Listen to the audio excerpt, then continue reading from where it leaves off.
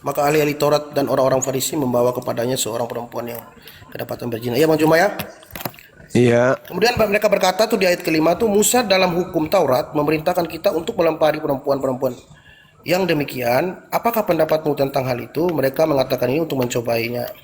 Dan ketika mereka terus-menerus bertanya kepadanya, Yesus membungkuk dan lalu menulis dengan jarinya, Bang Juma. Jadi ini dengan jarinya di tanah, sama seperti Musa tadi menerima dua loh batu itu dengan ditulis dengan jari Allah. Nah di sini waktu mereka memaksa Yesus itu, Yesus membungkuk lalu menulis dengan jarinya di tanah. Dan ketika mereka terus-menerus bertanya kepadanya, ia pun bangkit berdiri dan lalu berkata kepada mereka, barang siapa di antara kamu tidak berdosa, hendaklah ia yang pertama melempari batu kepada perempuan itu. Lalu mereka pun pergi satu persatu. Gitu Bang Juma. Iya. Terus Apakah, yang Anda pertanyakan apa? Ya, saya kalau ini kan semacam kalau jari kan tentang hukum Taurat. Seolah-olah Yesus itu mengatakan bahwa dialah yang membuat hukum Taurat itu seperti itu, Bang. Karena dia membungkuk dan menulis dengan jari di tanah. Sama seperti di Daniel 5 ayat 5 juga ada jari-jari yang menulis di dinding itu, yang menampakkan diri kepada raja itu, yang jari yang menulis di dinding lalu mereka tidak dapat menerjemahkan tulisan itu, Bang. Apakah ini ada sangkut pautnya gitu, maksudnya ada kompernya dengan? Jadi sebenarnya begini, Bung. Apakah dia Tuhan itu sendiri Yesus ini atau bagaimana, Bang? Oh jelas bukan. Kalau cuman karena menulis, Pak Bom juga menulis. Jadi gini. Jadi gini, saudara. Ketika berbicara mengenai Nabi Musa alaihissalam, Nabi Musa melihat penglihatan langsung tentang Allah, tentang Tuhan. Penglihatan langsung. Ada beberapa saat kemudian Nabi Musa menerima pernyataan Allah melalui penglihatan Nabi Musa. Sama seperti di Al-Quran juga demikian adanya. Tetapi terkait hal tersebut, Tuhan menggunakan malaikat untuk sebagai pernyataan-pernyataan Tuhan kepada Nabi Musa alaihissalam. Melalui wahyu, melalui tabir, dan juga melalui malaikatnya. Makanya di dalam Al-Quran dituliskan وَكَتَبْنَا لَهُ fil alwah, dan telah kami tuliskan untuk Musa pada lau-lau Taurat atau lau batu segala sesuatu sebagai pelajaran dan penjelasan untuk segala hal. Maka kemudian aku berfirman, berpegang teguhlah kepadanya dan suruhlah kaum berpegang teguh kepadanya sebaik-baiknya, yaitu hukum Taurat. Nah, kenapa Allah menggunakan kata kami di situ? Kami tuliskan untuk Musa. Karena Tuhan kemudian ingin memperlihatkan keagungannya, bahwa dia memerintahkan kemudian makhluknya untuk datang kepada Musa, menyampaikan firman. Melalui perantaraan makhluk, Tuhan menyatakan diri kepada mereka, kepada Nabi Musa. Coba Anda lihat kebenaran apa yang saya katakan ini di dalam Kisah Para Rasul 7. Di situ jelas bahwa di data nomor 35-nya dikatakan begini. Musa ini yang telah mereka tolak dengan mengatakan, siapakah yang mengangkat engkau menjadi pemimpin dan hakim? Musa ini juga telah diutus oleh Allah sebagai pemimpin dan penyelamat oleh malaikat yang menampakkan dirinya kepada Musa di semak duri. Musa ini yang telah diutus Allah sebagai pemimpin dan penyelamat oleh malaikat yang telah menampakkan diri. Malaikat yang telah menampakkan diri. Nomor 38-nya, Musa inilah yang menjadi pengantara dalam sidang jemaat di padang gurun di antara malaikat yang berfirman kepadanya di gunung Sinai. Berarti malaikat. Sesuai dengan Al-Quran surah Asy-Syura ayat 52. Tidak pantas Allah berbicara langsung kepada manusia, melainkan melalui perantaraan malaikat. Nabi Musa mengalami hal tersebut. Coba Anda baca Kisah Para Rasul nomor 38, 38. Musa inilah yang menjadi pengantara dalam sidang jemaat di padang gurun di antara malaikat yang berfirman kepadanya di gunung Sinai. Berarti yang berfirman kepadanya di Gunung Sinai itu malaikat. Firman Allah datang kepada Nabi Musa melalui perantaraan malaikat.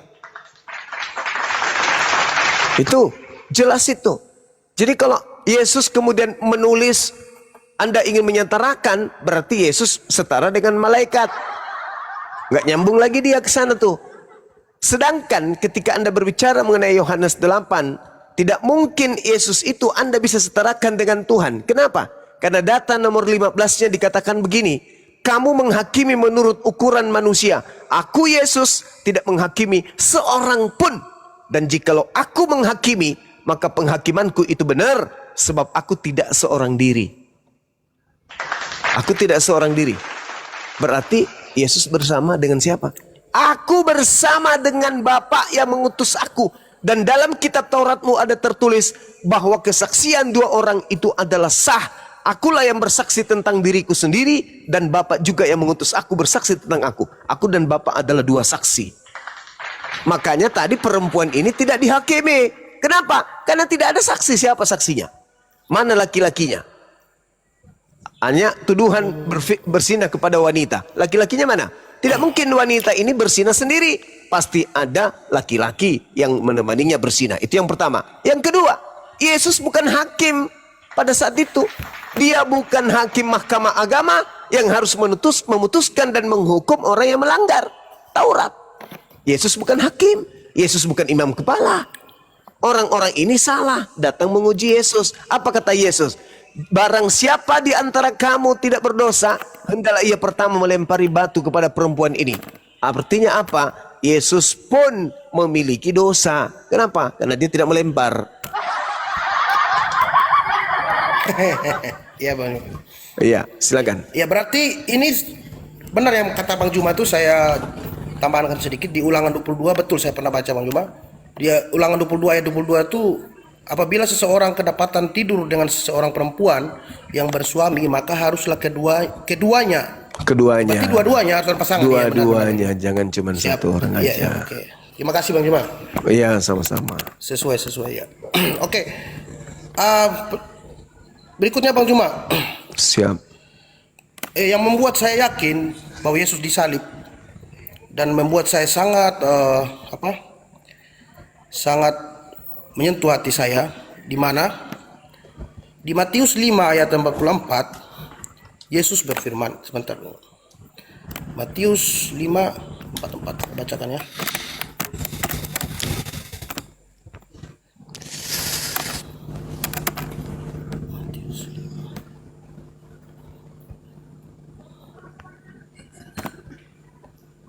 Matius 5:44. Tetapi aku berkata kepadamu, kasihanilah musuhmu dan berdoalah bagi mereka yang menganiayamu kamu. Kemudian ini sesuai dengan di Lukas 23 ayat 34 Bang Juma. Kita buka Lukas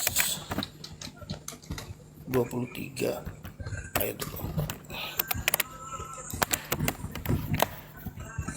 Lalu Pilatus, bukan? Bukan Bang, sorry, maaf saya salah.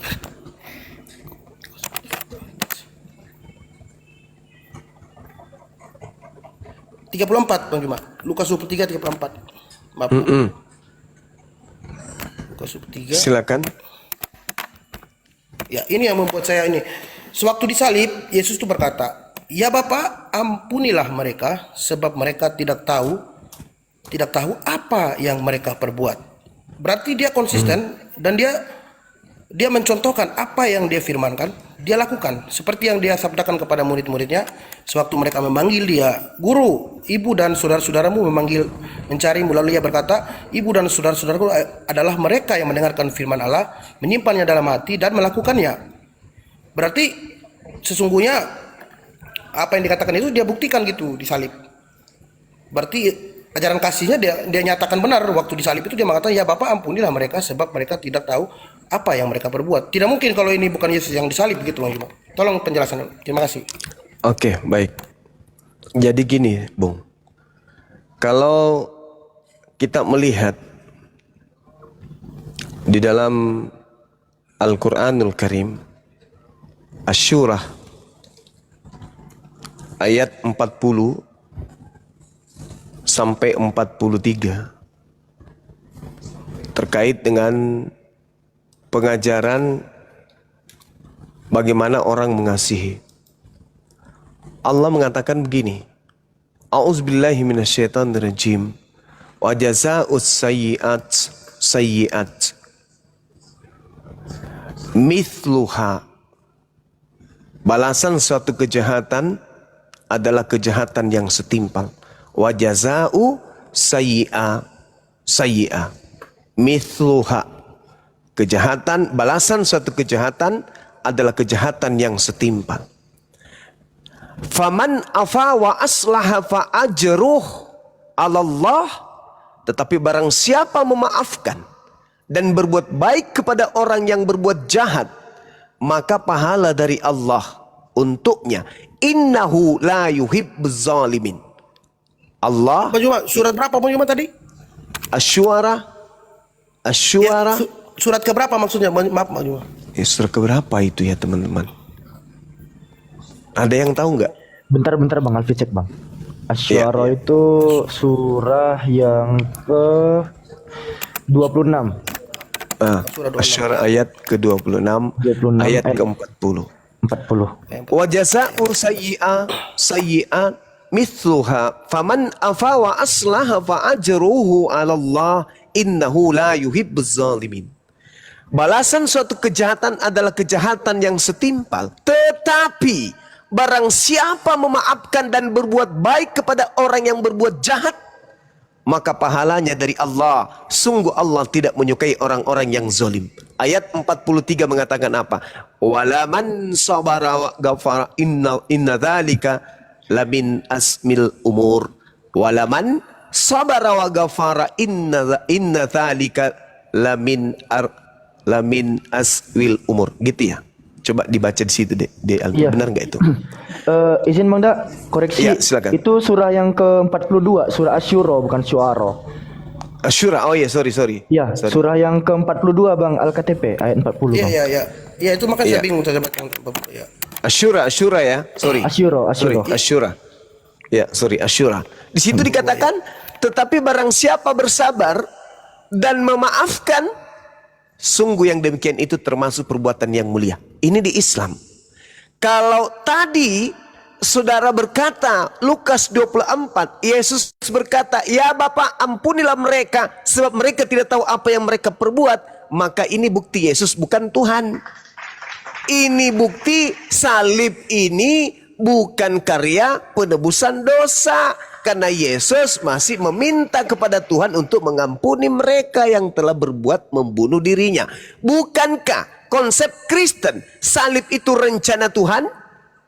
Berarti kalau Tuhan yang merencanakan penyaliban, seluruh yang terkait, yang terlibat, yang bersinggungan terjadinya penyaliban sehingga eksekusi itu terjadi, maka mereka semuanya adalah pahlawan sebagai orang yang bekerja menurut firman Tuhan. Faktanya ternyata Yesus berdoa supaya mereka diselamatkan, supaya dosa-dosa mereka diampuni. Itu yang pertama. Kedua, ketika Anda membawa Matius 5, tetapi aku berkata kepadamu, kasihilah musuhmu dan berdoalah bagi mereka yang menganiaya kamu. Ini teori. Ini teori, Bang. Teori yang dimasukkan oleh orang-orang Katolik, orang-orang Roma, ketika mereka mendoktrin jajahan-jajahan mereka, supaya ketika orang-orang gereja dari Katolik turun ke lapangan, mereka semua harus tunduk kepada gereja. Mereka semua harus tunduk kepada aturan-aturan gereja, mengatasnamakan Yesus. Ketika dikatakan, tetapi aku berkata kepadamu, kasihilah musuhmu, mereka penganut ajaran Katolik menginginkan semua bangsa yang ada di bawah tekanannya itu kemudian mengasihi kerajaan pada saat itu, mengasihi Katolik pada saat itu, mengasihi kemudian orang-orang yang hidup, bahkan diminta untuk berdoa. Apakah Kristen bisa melakukan ini? Tidak. Justru Kristen melakukan apa yang ada di dalam Al-Quran. Wa jazaa'u sayyi'atin sayyi'a mithluha. Bang Suma dituduh melakukan kemudian kejahatan. Apakah dimaafkan? Tidak. Justru dilaporkan di polisi. Yang mereka praktekkan itu adalah ajaran Islam malah. Kejahatan harus dibalas dengan kejahatan yang setimpal. Karena Bang Suba dianggap jahat, maka dia harus diberi balasan yang setimpal. Laporkan ke polisi. Tetapi kata Allah, barang siapa memaafkan dan berbuat baik kepada orang yang berbuat jahat, maka pahalanya dari Allah. Si dosman melihat si logika melakukan kejahatan, menginjak Bible. Apa yang dilakukan oleh si dosman? Memaafkan. Lantas memberikan si logika uang 500.000 cepet. Berbuat baik, dia mempraktikkan Al-Quran. Dan Al-Quran mengatakan, wala man sabara wa ghafara inna dzalika la min azmil umur. Tetapi barang siapa bersabar dan memaafkan, sungguh yang demikian itu termasuk perbuatan yang mulia. Lebih hebat di Islam karena ini terimplementasi dengan apa? Dengan praktek. Sedangkan di Kristen mana ada? Sekarang kalau kita lihat Kristen yang tua mana Kristen Belanda dengan Kristen Indonesia? Lebih tua Kristen Belanda. Kalau ini dipraktekkan, tidak ada penjajahan Belanda ke Indonesia. Karena pribumi bukan musuhnya. Pribumi bukan musuh Belanda. Tapi apa yang terjadi? Jangankan musuh, yang bukan musuhnya aja dihabisin. Jadi ini nggak bisa dipraktekkan oleh orang-orang Kristen. Ini hanya obat kuping yang konon ceritanya ucapan Yesus. Tapi sekali lagi saya katakan, saya tidak pernah percaya kalau apa yang tertulis di dalam Bible itu benar-benar murni ucapan Yesus. Tanpa ada penambahan, tanpa ada pengurangan, tanpa ada edit-editan, tanpa ada pesanan dari penguasa Romawi pada saat itu. Sampai hari ini. Begitu juga penguasa lembaga Bible Indonesia. Ketika mereka kemudian ingin merevisi, mengoreksi isi kitab mereka sendiri. Tentu itu ada pesanan-pesanan tertentu dari sekutu-sekutu gereja. Saya kira begitu, saudara. Jadi Yesus nggak bisa lolos. Ya, silakan. Ya, terima kasih Bang Juma. Saya jelas itu saya Pak. Oke, saya pertanyaan selanjutnya Bang Juma. Saya kan baca surat Sirah Nabawi ini. Ya. Tentang pamannya, bukan Sirah Nabawi tentang Nabi Muhammad, Bang Juma. Iya. Iya. Ini saya mau tanya Bang Juma. Ada pertanyaan, saya timbul pertanyaan tentang pamannya Nabi yaitu Abu Lahab. Iya. Itu paman kandungnya, mengapa ia membenci dan menghalang-halangi ajaran Nabi Muhammad tentang tauhid gitu. Iya. Dan baik. kemudian pamannya yang satu lagi Abu Thalib, kenapa dia mendukung Nabi Muhammad, membela karena darah dagingnya. Namun mengapa Abu Thalib ini tidak mengikuti ajaran Nabi Muhammad yaitu tentang tauhid gitu. Terima kasih Bang Juma. Iya, baik. Ketika berbicara mengenai Abu Lahab, kita lihat Al-Quranul Karim surah Al-Lahab. Orang yang berakal sehat ketika sampai kepada surat ini, maka kebanyakan mereka akan mu'alaf. Kenapa?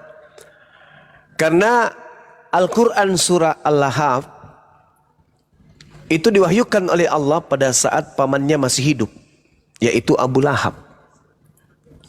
Al-Quran mengatakan, Tabbat yada Abi Lahabi wa tab. Binasalah kedua tangan Abu Lahab dan benar-benar binasa dia. Ini surat yang diwahyukan Abu Lahab masih ada, bahkan mendengarkan surah ini. Ma'agna anhu maluhu wa ma kasab.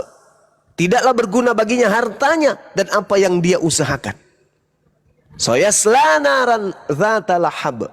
Kelak Abu Lahab akan masuk ke dalam api neraka yang bergejolak. Wa imra'atuhu hammalatal hatab. Begitu juga istrinya yang membawa kayu bakar, yang senantiasa bekerja melampiaskan kemudian iri cemburunya kepada Nabi Muhammad dengan menyebar fitnah.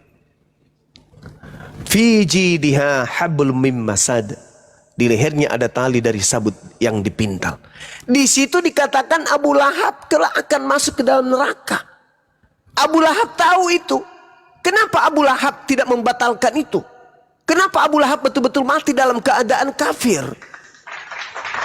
Padahal kalau dia ingin membatalkan kenabian ponaannya, cukup dia beriman kepadanya atau berpura-pura beriman kepadanya. Maka dia akan memperlihatkan kepada khalayak banyak bahwa Nabi Muhammad dengan wahyu yang diterimanya mengatakan Abu Lahab ini penghuni neraka. Itu keliru besar. Kenapa? Abu Lahab adalah orang yang paling depan berdiri ketika ada perang. Abu Lahab adalah orang yang pertama kali kemudian menentang orang-orang yang menentang ponaannya. Abu Lahab adalah orang yang kemudian membela agama Nabi Muhammad. Abu Lahab adalah orang yang paling rajin puasa, paling rajin bersedekah, paling rajin kemudian berzakat. Itu kalau Abu Lahab ingin membatalkan kenabian ponaannya. Tapi faktanya Al-Quran menggariskan, maka itu yang harus terjadi. Bukti kebenaran Al-Quran. Kalau Al-Quran ini hanya mengada-ngada, Nabi Muhammad hanya mengada-ngada saja, maka Abu Lahab bisa saja berpura-pura tampil sebagai orang benar supaya orang yang ada di sekitarnya menolak Al-Quran. Hei Muhammad, wahai Nabi Muhammad, astagfirullahaladzim, wahai Nabi Muhammad, kamu berdusta. Kau katakan pamanmu Abu Lahab itu penghuni neraka. Padahal setiap hari beliau berzakat, beliau puasa, beliau kemudian membantu engkau dalam perang. Dia memfasilitasi dakwamu. Mana dia? Dia bukan orang munafik. Dia orang suci. Dia orang ahli ibadah. Kenapa kau katakan dia orang neraka? Ah, saya tidak percaya kepada Al-Quranmu, wahai Nabi Muhammad. Aku menolak kenabianmu. Andai saja Al-Quran itu tidak benar. Tapi faktanya Abu Lahab masih ada di tengah-tengah Nabi Muhammad. Al-Quran sudah datang menandakan bahwa Abu Lahab tidak akan menjadi pengikutmu sampai ia mati. Itu terjadi. Itu benar adanya. Seperti itu saudara. Silakan. Baik, terima kasih Bang Umar. Sama-sama. Oke, pertanyaan saya terus bertanya. Mungkin Bang Juma ada mau bertanya sedikit Bang Juma? Nanti dikira saya. Enggak apa-apa, enggak apa-apa.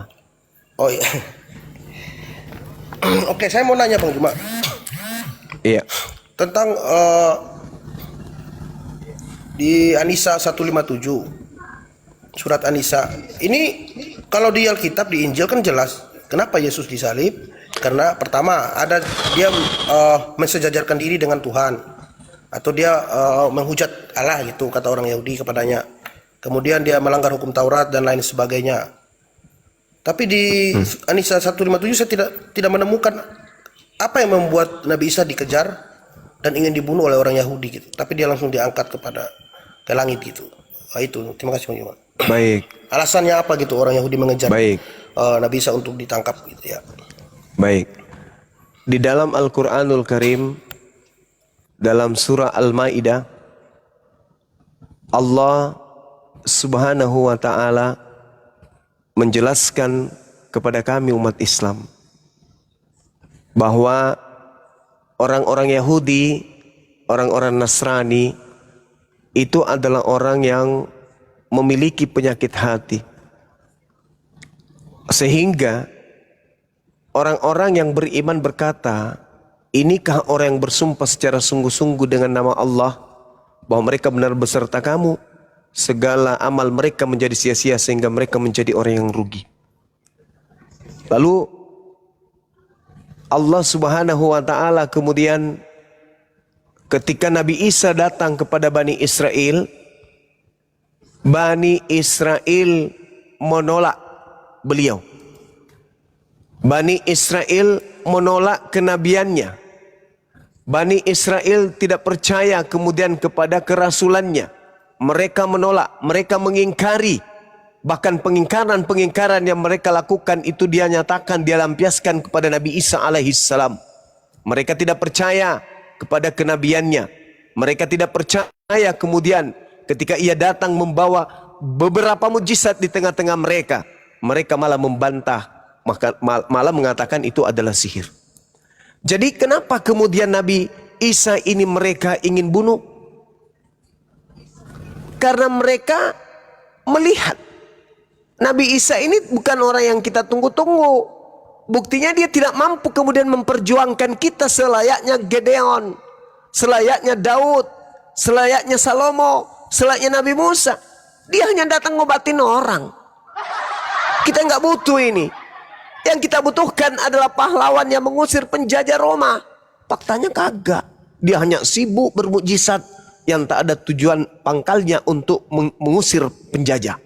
Itu makanya. Sehingga Al-Quran mengatakan, falamma ahassa Isa minhumul kufra qala man ansari ilallah. Ketika Nabi Isa alaihissalam melihat pengingkaran orang-orang Yahudi terhadap dirinya, Nabi Isa memberikan sayembara, wahai Bani Israel, siapa di antara kalian akan menolong aku untuk menegakkan ajaranku ini? Di antara mereka kemudian ada yang tampil berkata, nahnu ansarullah, kami akan tampil sebagai penolongmu wahai Nabi Isa alaihissalam. Kami beriman kepada Allah yang mengutusmu, saksikanlah bahwa kami adalah orang yang berserah diri. Lalu kata mereka, Rabbana amanna bima ansalta wattaba'ana rasul faktubna ma'as syahidin. Ya Tuhan kami telah beriman kepada yang Engkau turunkan dan kami telah mengikuti Nabi Isa alaihissalam. Karena itu tetapkanlah kami bersama dengan golongan orang-orang yang memberikan kesaksian. Wa makaru wa makarallah wallahu khairul makirin. Orang-orang Yahudi membuat makar, mereka membuat tipu daya. Ketika Nabi Isa alaihissalam melakukan mukjizat-mukjizat, mengajak kemudian pasukan-pasukannya, murid-muridnya untuk menegakkan kemudian tali agama Allah di tengah-tengah Bani Israel. Orang-orang Israel, orang-orang ahli kitab tidak senang dengan kejadian itu. Maka mereka kemudian sepakat untuk membunuh. Mereka membuat makar. Apa yang terjadi? Allah membalas tipuan mereka. Allah membalas tipuan mereka. Lalu Allah menceritakan kepada Nabi Muhammad, wahai Nabi Muhammad, dulu aku pernah berkata kepada Nabiku Isa alaihissalam, ya Isa inni mutawaffik wa rafi'uka ilayya wa mutahhiruka minal ladina kafaru. Wahai Isa, aku mengangkatmu, aku mengambilmu serta mensucikanmu dari orang-orang kafir.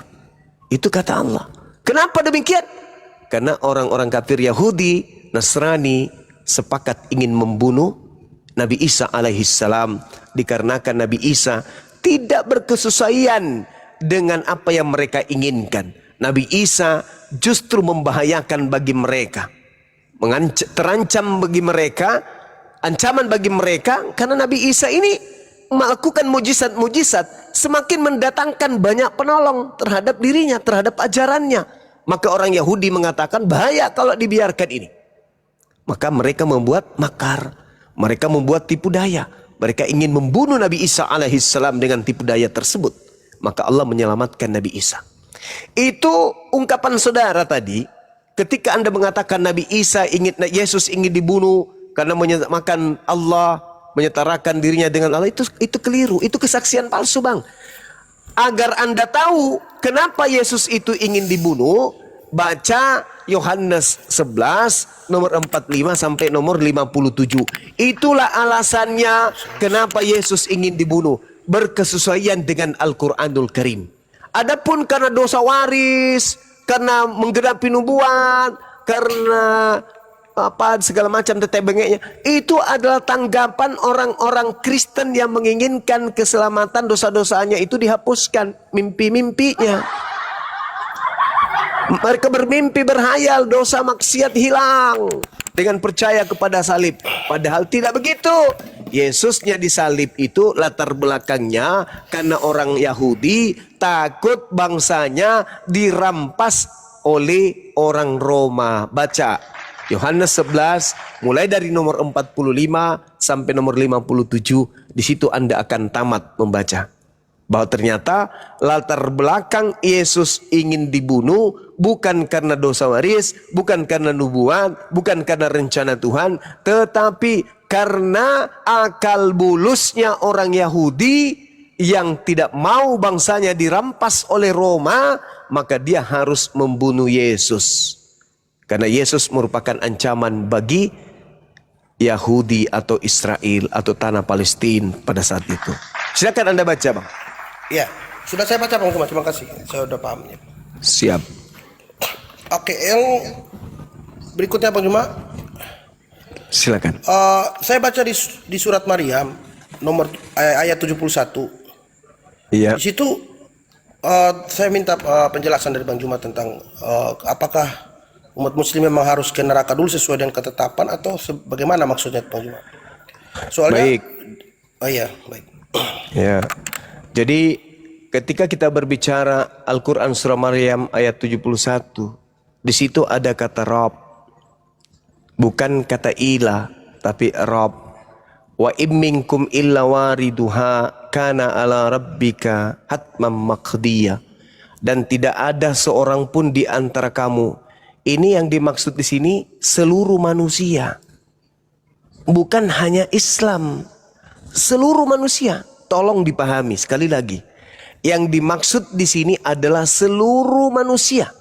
Bukan cuma satu golongan. Seluruh manusia. Izin Bang Juma, yang mana yang kata seluruhnya Bang Juma maksudnya? Kata Rabb itu iya. Bentar ya. Dan tidak ada seorang pun di antara kamu yang tidak mendatangi neraka. Hal itu bagi Tuhanmu. Tuhan di sini adalah pencipta langit dan bumi. Berarti berbicara mengenai seluruh manusia. Untuk kemudian Anda jauh lebih paham, untuk jauh memahami data ini, silakan Anda lihat di Al-Quran surah An-Nasiyat. Mulai dari ayat 45. 43. Surat keberapa? Izin Bang Juma. An-Nasiyat ayat surah ke-79. Surat 79. Surat 79 ya. Iya, saya bacakan. Fa iza ja'atit tammatul kubra, maka apabila malapetaka hari kiamat telah datang, yauma yatazakkarul insanu ma sa'a, yaitu pada hari ketika manusia teringat akan apa yang pernah dikerjakannya kemudian di dunia. Wa burrisatil jahimu liman yara, dan neraka diperlihatkan dengan jelas kepada setiap orang yang melihat. Tuh. Neraka diperlihatkan. Jadi orang mendatangi neraka untuk melihat.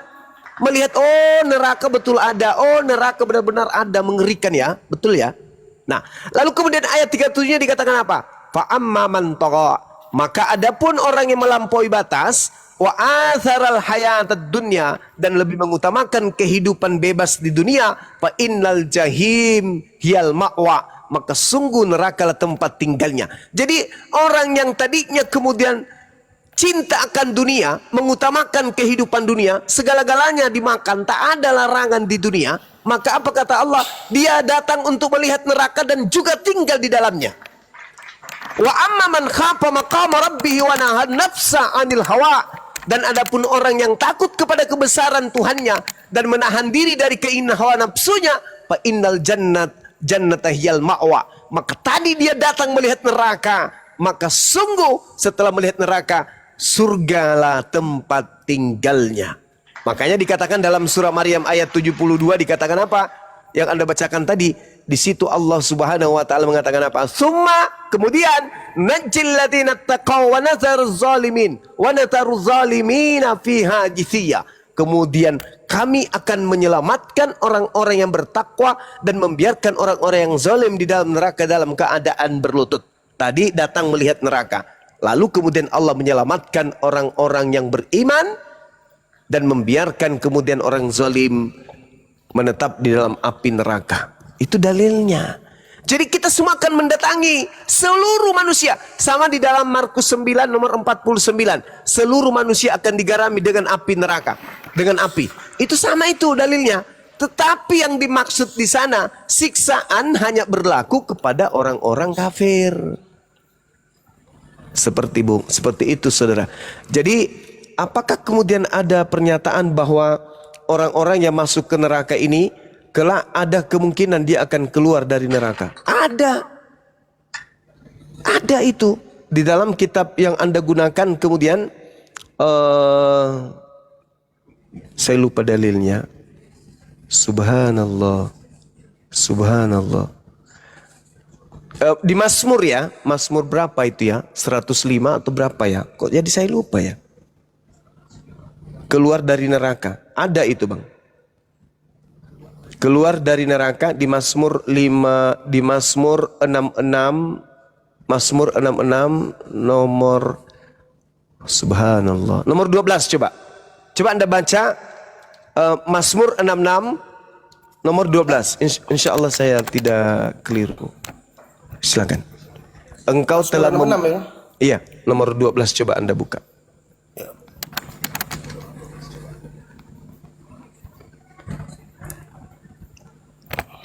Engkau telah membiarkan orang-orang melintasi kepala kami. Iya, betul. Itu benar. Engkau telah membiarkan orang-orang melintasi kepada kami. Kepala kami telah kami. menempuhi api. Ya, Kami Menempuh. telah menempuh api dan air. Tetapi engkau telah mengeluarkan kami. Iya. Kalau Anda lihat juga di dalam Yudas 1:23, selamatkanlah mereka dengan jalan merampas mereka dari api, tetapi tunjukkanlah belas kasihan yang disertai ketakutan kepada orang-orang lain juga, dan bencilah pakaian mereka yang dicemarkan oleh keinginan-keinginan dosa. Itu sama itu. Jadi kita semuanya ini akan digiring kepada neraka. Maksudnya kita mendatangi neraka. Bahwa kita lihat benar-benar lah ya, neraka itu betul adanya. Bukan hanya isapan jempol aja bahwa neraka tempat sisaan, neraka tempat yang mengerikan. Kita datang, tetapi apalah arti kengerian itu semua setelah kita ternyata masuk surga. Maka nikmat surga itu akan semakin terasa ketika kita melihat penderitaan di neraka tadinya. Sama ketika orang kemudian pernah merasakan sakit gigi, maka dia akan merasakan nikmatnya setelah dia merasakan tidak sakit gigi. Orang akan merasakan nikmatnya makanan ketika dia pernah merasakan lapar. Apapun makanan yang kita suguhkan kepada orang kenyang, tidak ada nikmatnya.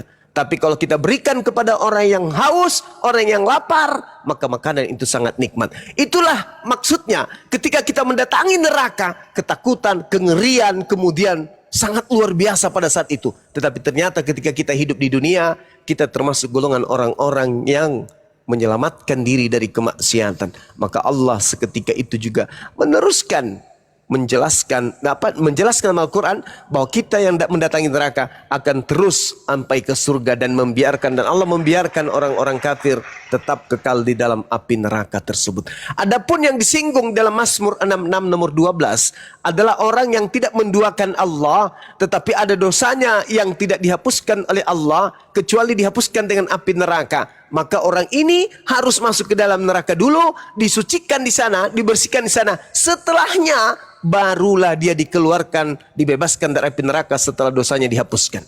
Itu bagi orang Islam yang mati membawa dosa, tidak diampuni oleh Allah dosanya, entah karena apa, maka dosanya hanya bisa dicuci dengan api neraka. Setelah selesai pencucian itu, mereka semua akan digiring dalam surga.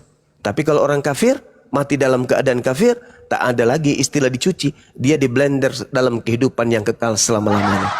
Fi nari jahannam khalidina fiha abada.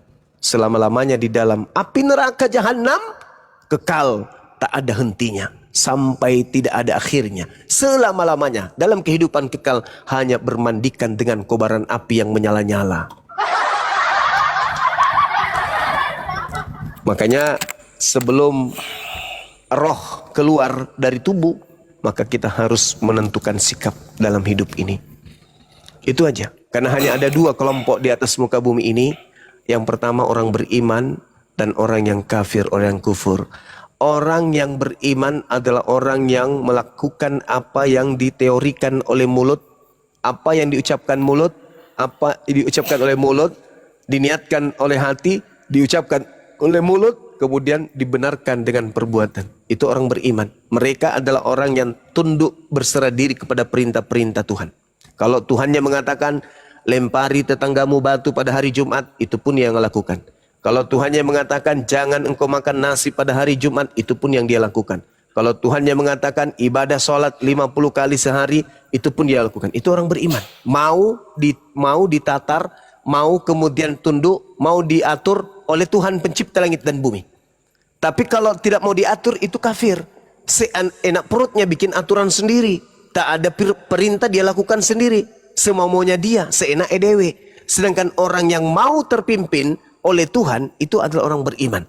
Dalam kehidupan rumah tangga kita, tidak ada perintah-perintah orang tua kita. Itu seperti makanan tanpa sayur. Makanan tanpa garam, sayur tanpa garam.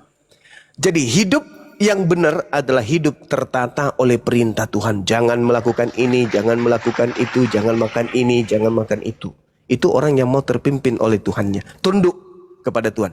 Kalau ada orang yang tidak mau dipimpin perintah-perintah Tuhan dihapuskan demi untuk memerdekakan kemudian syahwatnya, maka itu sama seperti iblis.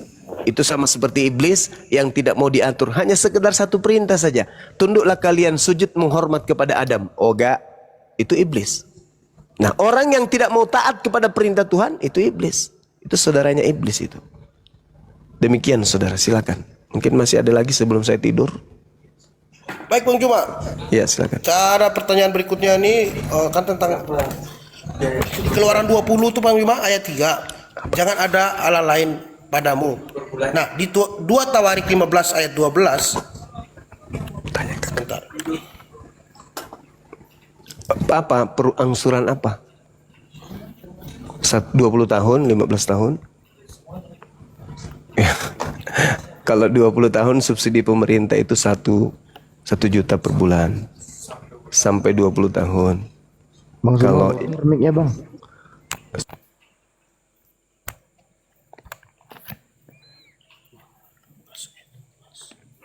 Lanjut aja Bang Al-KTP.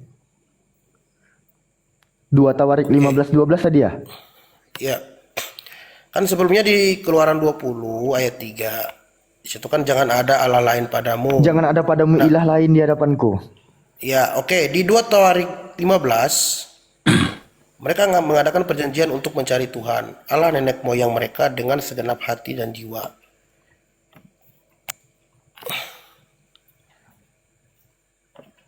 pertanyaannya?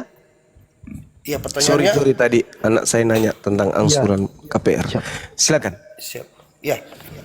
Ini di Keluaran 20 ayat 3 Bang Juma, jangan ada ilah lain padamu. Berarti Ya. di 2 Tawarik 15 ayat 12 di situ mereka mengadakan perjanjian untuk mencari Tuhan, Allah nenek moyang, kan orang Israel kan. Berarti Allah yang harus disembahkan Allah Israel maksudnya Bang Juma. Iya memang Gimana? betul. Iya. Makanya kami umat Islam coba Anda baca di dalam surah Al-Maidah ayat Maidah. iya, dibuka aja surah Al-Maidah, saya lupa ayatnya. Di situ Allah Subhanahu wa taala mengatakan apa?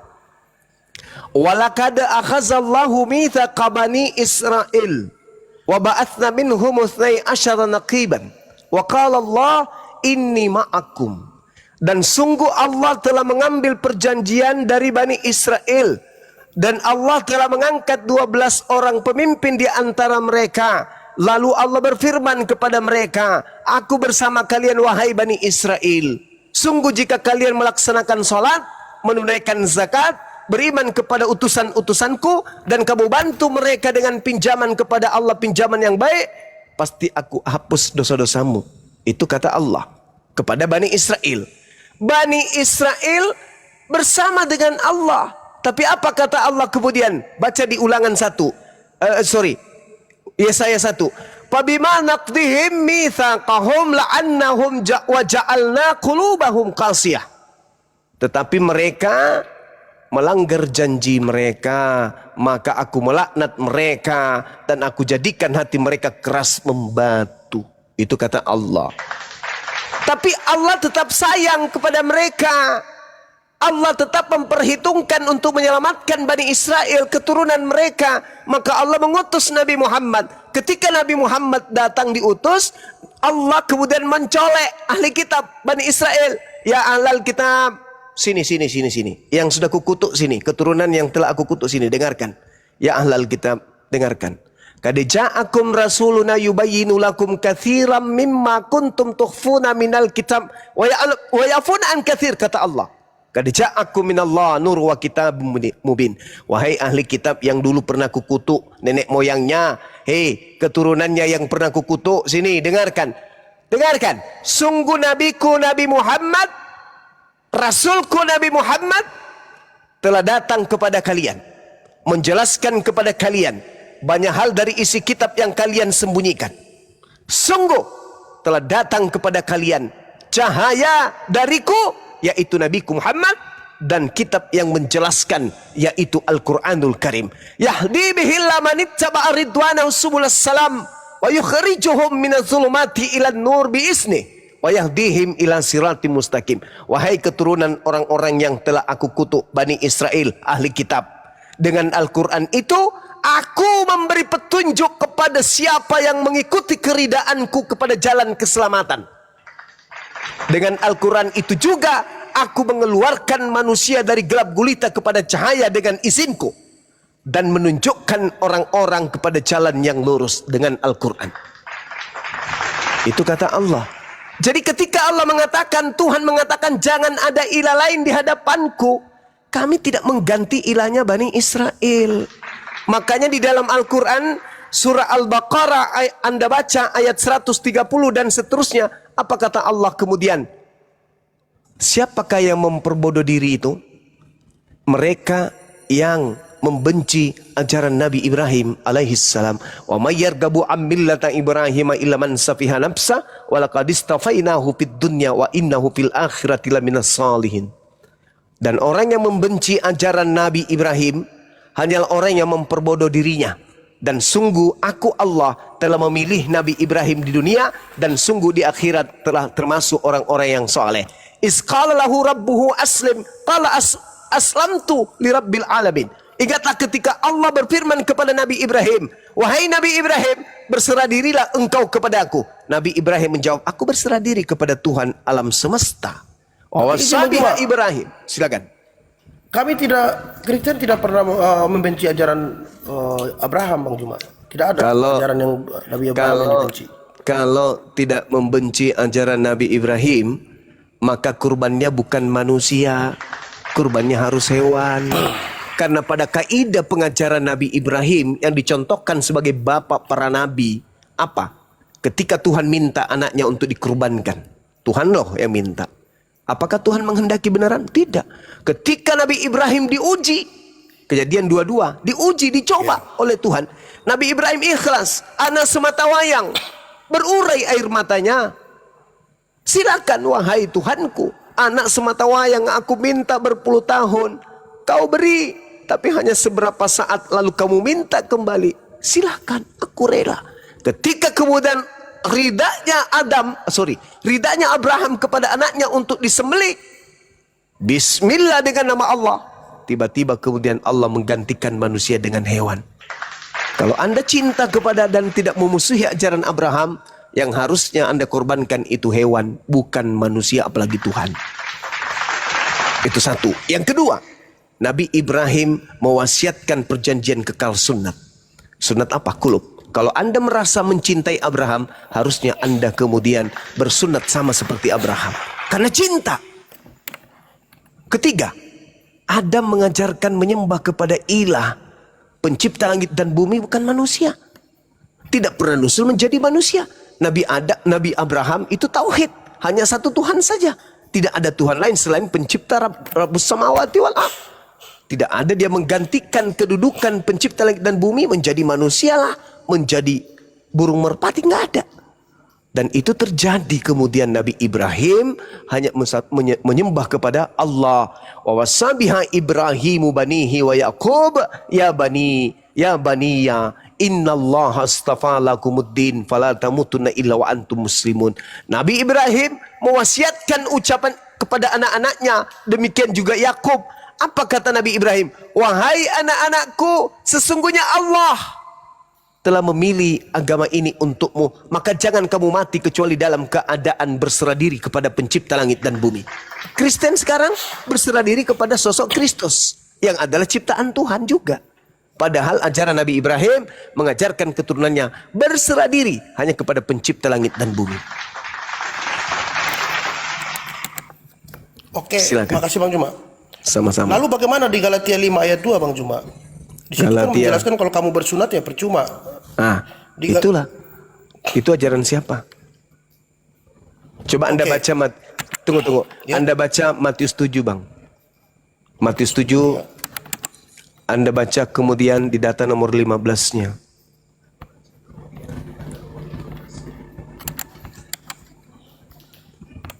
Ya.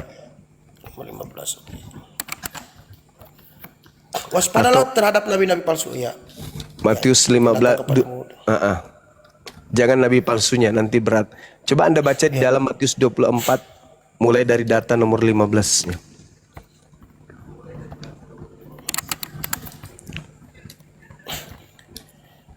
Jadi apabila kamu melihat pembinasa keji berdiri di tempat kudus, menurut firman yang disampaikan oleh Nabi Daniel,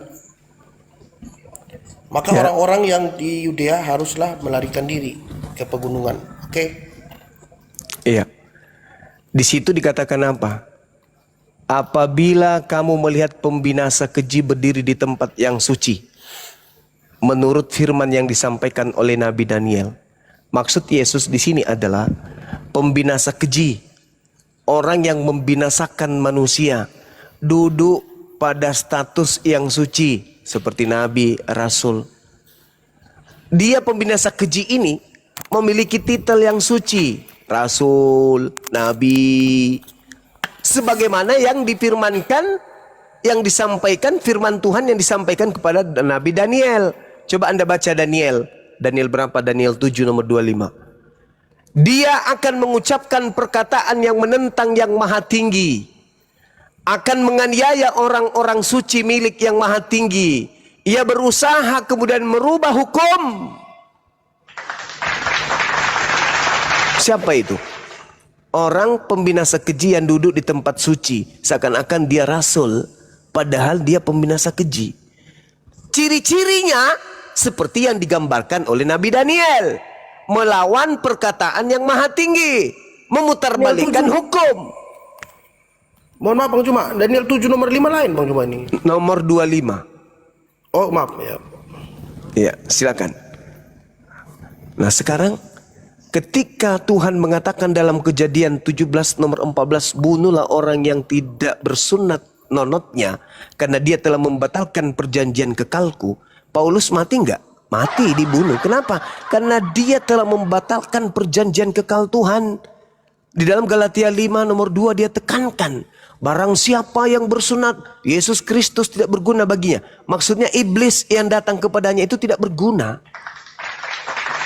Karena iblis suka yang najis-najis. Iblis suka yang kotor. Kalau ada yang bersunat, iblisnya tidak berguna bagi dia. Orang itu tidak berguna bagi iblis. Orang beriman berguna enggak bagi iblis? Enggak. Orang yang menyunatkan kulupnya orang beriman enggak beriman. Berguna enggak orang beriman ini untuk iblis? Tidak. Yang berguna bagi iblis adalah orang yang tunduk kepada aturannya. Apa itu? Jangan kau turuti perintah Tuhan. Lawan. Ketika Tuhan mengatakan jangan ada ilah lain. Jangan ikuti. Kalian harus berilahkan kepada Yesus juga. Karena Yesus juga itu adalah ilah. Satu hakikat dengan Bapa. Ketika Bapa mengatakan kuduskan hari Sabat, iblisnya mengatakan jangan, kau harus kuduskan juga hari Minggu. Karena itu adalah hari suci untuk kalian. Itu adalah hari kebangkitan. Ketika Tuhan mengatakan jangan makan babi, makan babi. Karena tidak ada yang halal, tidak ada yang haram, semuanya baik.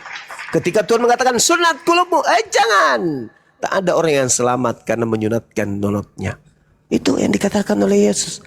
Apabila kamu melihat sang pembinasa keji berdiri di tempat kudus, maka dia akan memutarbalikkan firman Tuhan dan melawan kemudian yang maha tinggi. Yang maha tinggi mengatakan apa? Keluaran 20 yang Anda bawa tadi. Jangan ada ilah lain di hadapanku. Jangan kau membuat ilah lain. Jangan. Orang Kristen membuat ilah bernama Yesus Kristus dan juga Roh Kudus. Sejak kapan Yesus Kristus ini ilah? Sejak kapan Roh Kudus ini ilah? Tidak pernah, selain daripada ketika sang pembinasa keji ini duduk sebagai pemimpin penyesatan di atas muka bumi. 2 miliar manusia. Dia adalah nabi dari sang Kristus palsu. 2 miliar orang disesatkan. Kata Yesus asli dalam Matius 24 nomor 4 nomor 5. Waspadalah kepada penyesat yang datang kepadamu dengan memakai namaku dan berkata akulah Kristus. Mereka akan menyesatkan banyak orang. Kristus palsu bersama dengan utusannya nabi palsu akan menyesatkan banyak orang. Siapa pengikut Kristus di dunia ini? Islam bukan, Hindu bukan, Buddha bukan, ateis bukan. Satu-satunya kandidat hanyalah Kristen. Kalau pengikut Yesus yang asli ke gereja enggak? Enggak. Makan babi enggak? Enggak. Mingguan enggak? Enggak. Mengkitabkan Lukas, Markus, Matius, Roma, Galatia, Filipi dan seterusnya? Enggak. Merasulkan Paulus? Enggak juga. Makan babi? Enggak. Makan anjing? Enggak. Itu pengikut Yesus asli. Kristus palsu, boleh nggak makan anjing? Wah, makanan kesukaan. Boleh nggak makan babi? Wah, kegemarannya. Ibadah nggak mereka meriahkan hari pagan? Wah, aslinya. Itulah bukti bahwa ketika Anda mengejar siapa nabi palsu itu, kata Yesus, lihat dari buahnya. Siapa di antara Islam, Hindu, Buddha, Kristen yang memanggil aku Tuhan, bermujizat pakai namaku, mengusir setan pakai namaku, itulah buah dari nabi palsu. Saya kira begitu, Bung. Silakan. Ya, terima kasih banyak Bang Juma. Siap. Udah selesai pertanyaan. Baik. Jelas. Ya. Saya izin. Terima kasih. Terima kasih Bang Juma. Silakan Saudara Al-KTP. Ya. Silakan. Selamat malam semuanya. Ya. Iya, malam Terima kasih juga. banyak. Terima kasih sama-sama.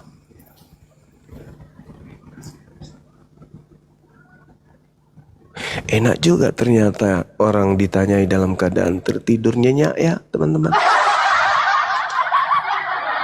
Aku udah tidur padahal dari tadi.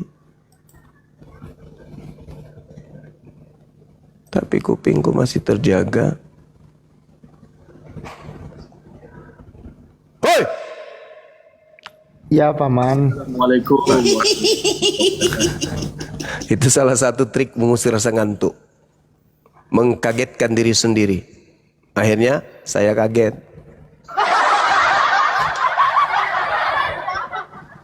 Yang di YouTube kaget nggak? Ini ketiduran ini bangunan nih. Bunda, Iya, gimana? izin. Yang nggak tidur tuh cuma saya di sini karena pagi. Oh iya betul. Iya, Betul, yang lain betul. nggak teler. Iya betul. Mereka Kaget udah semua Bang Zuma, seperti ini Bang Zuma. Pas Bang Zuma ngomong tadi, woi gitu, engkaukah Tuhan? Hai.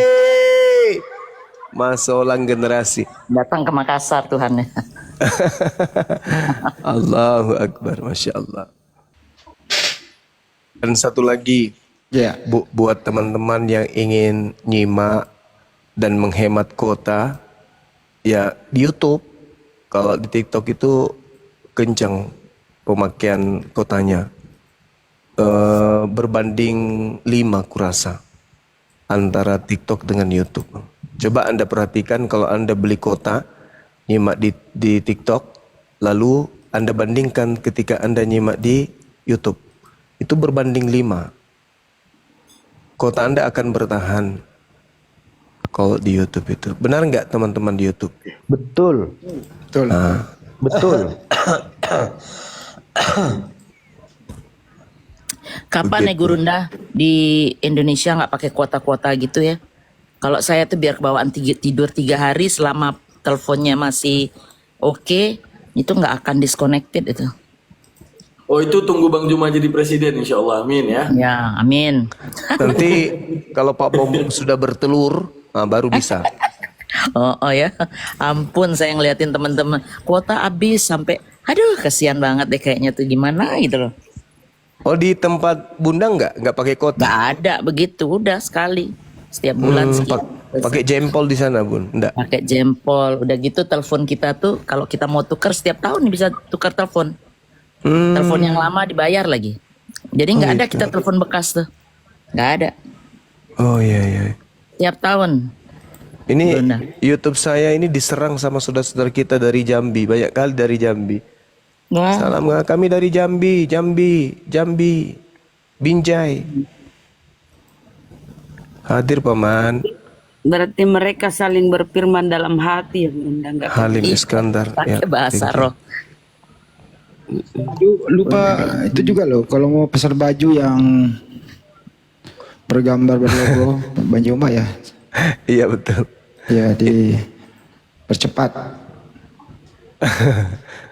Kata Dewi Ania, jangan beli kota, beli kampung aja kata dia biar hemat. Balik kota itu mah. Bang Handi itu tamu ya, Sugeng, Pak Sugeng. Iya. Ya, Assalamualaikum. Waalaikumsalam. Waalaikumsalam warahmatullahi. Salam kenal Bang Juma Salam kenal juga Bang. dari Madura.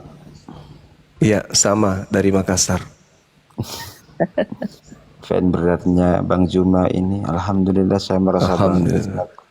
Saya selaku orang muslim, Masya Allah, tabarakallah, punya Bang Zuma. Iya, Masya Allah. Oh iya teman-teman, saya juga melalui konten ini pingin mengucapkan terima kasih banyak kepada saudara-saudara, sahabat-sahabat, keluarga-keluarga semuanya yang ada di Luwu ya, yang hadir pada pemakaman adik saya ketika meninggal kemarin. Banyak keluarga yang datang yang tidak sempat saya jumpai, mohon maaf. Kalian minta untuk foto bersama, tapi kemudian saya disibukkan dengan kegiatan-kegiatan yang sifatnya mungkin terkesan kalau saya cuek pada saudara-saudara, sahabat-sahabat saya yang ada di sana. Jadi yang ada di Desa Munte, yang ada di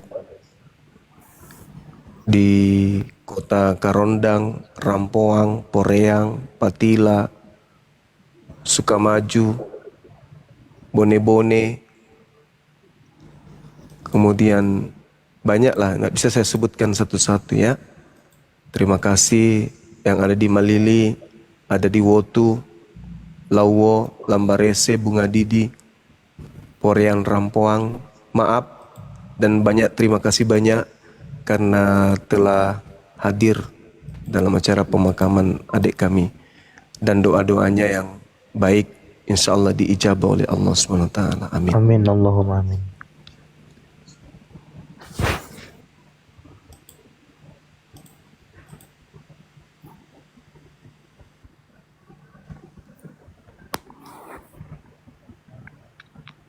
Ya, silakan. Ayo yang ada di YouTube, jangan ngantuk.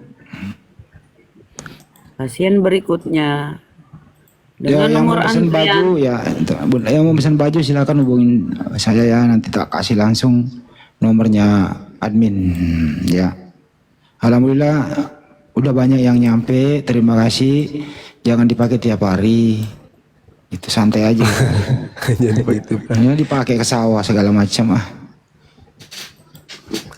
Tapi tahan banting Bang Andi meskipun dipakai tiap hari. Jadi efisien ya teman-teman ya. Kalau seandainya udah kotor dibalik aja bajunya. Biar ilmunya nggak hilang. Nah, Itu dibalik aja. kalau nggak salah Bang Daman, bajunya cocok dipakein sarung Bang Daman ya Bang Daman ya? Oh iya, insya Allah kita lagi ini ya, lagi pas-pasin dulu bisnisnya. Kalau udah baru kita deklarasi, insya Allah. Masya Allah. Itu special edition itu. Kita di bidang sarung ya teman-teman ya. Tapi belum deklarasi bentar lagi, insya Allah. Daman apa bedanya gitu ya? Apa bedanya atau apa ciri-cirinya persamaannya Abu Lahab sama Abu Janda? Abu Lahab Sama Abu Janda. sama Abu Janda ya. Ya. Beda zaman. Beda zaman, benar Ahmad. Sampai beda zaman apa kira-kira? Nah, yang lain, yang signifikan ya.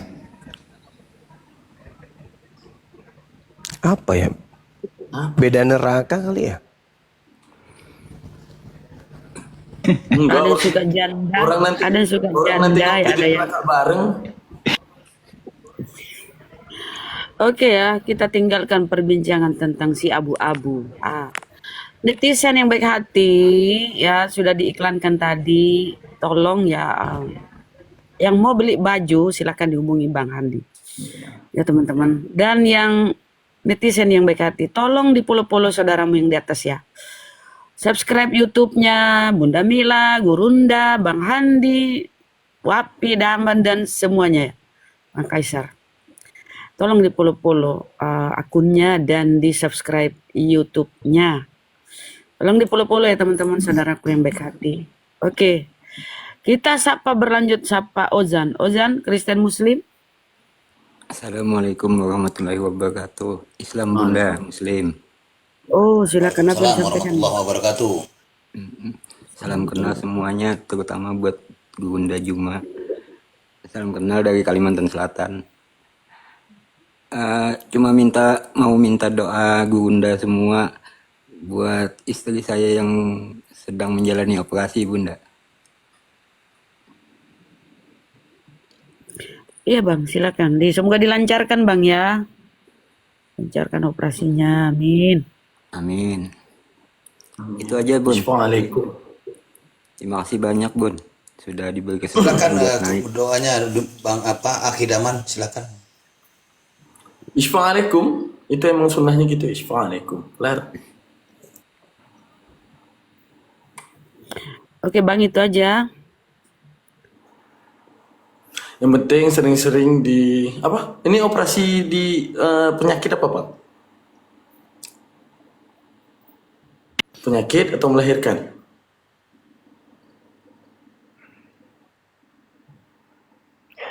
Ada ini sebenarnya ada dua ini bahasan ini malam.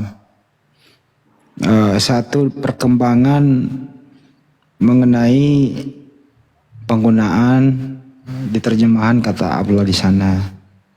Yang kedua yang paling ringan-ringan yang sering dibahas adalah kebanyakan dari tetangga sebelah itu mengatakan hanya Yesus satu-satunya jalan, tidak ada yang lain. Saking sombongnya mengingkari sesudah Yesus atau kalau kita Nabi Isa alaihissalam nggak ada lagi nabi. Saking sombongnya tidak ada lagi itu Nabi Muhammad sallallahu alaihi wasallam. Hanya Yesus satu-satunya jalan. Kalau itu satu-satunya jalan Bang Handi, mereka nggak akan cerai-berai. Satu dalil tidak akan pernah menceraikan umatnya. Contoh Bang Juma ngomong, mobil itu kuning ya. Semua kita akan berpaham mobil itu kuning. Mereka itu lupa menyadari apa yang terjadi di dalam internal mereka. Contoh gini, ketika dikatakan di dalam Islam, wa anna haza sirati mustaqiman fattabi'uh. Inilah jalanku yang lurus, maka engkau ikuti. Wala tattabi'u subula fatafarraqa alaikum an sabilih. Dan jangan engkau ikuti jalan-jalan yang akan menceraikanmu daripada jalannya. Itu adalah satu peringatan daripada Rasulullah, apa yang dikatakan oleh Rasulullah, bahwa ini jalan daripada Allah, yang lurus engkau ikuti. Sekarang gini, kita saat berpegang di atas dalil ini, kita tidak tercerai-berai. Tuhannya finish, nabinya finish. Mereka, akulah jalan yang lurus. Segala denom yang mengatakan dirinya benar, pegang jalan ini. Akulah jalan kebenaran dan hidup, dipegang oleh Unitarian, dipegang oleh Tritunggal, dipegang oleh Oneness, dipegang oleh Marsion, dipegang oleh Saksi Jehovah. Dengan pandangan Tuhan yang berbeda-beda. Lalu di mana jalan kebenaran yang mereka janjikan tersebut?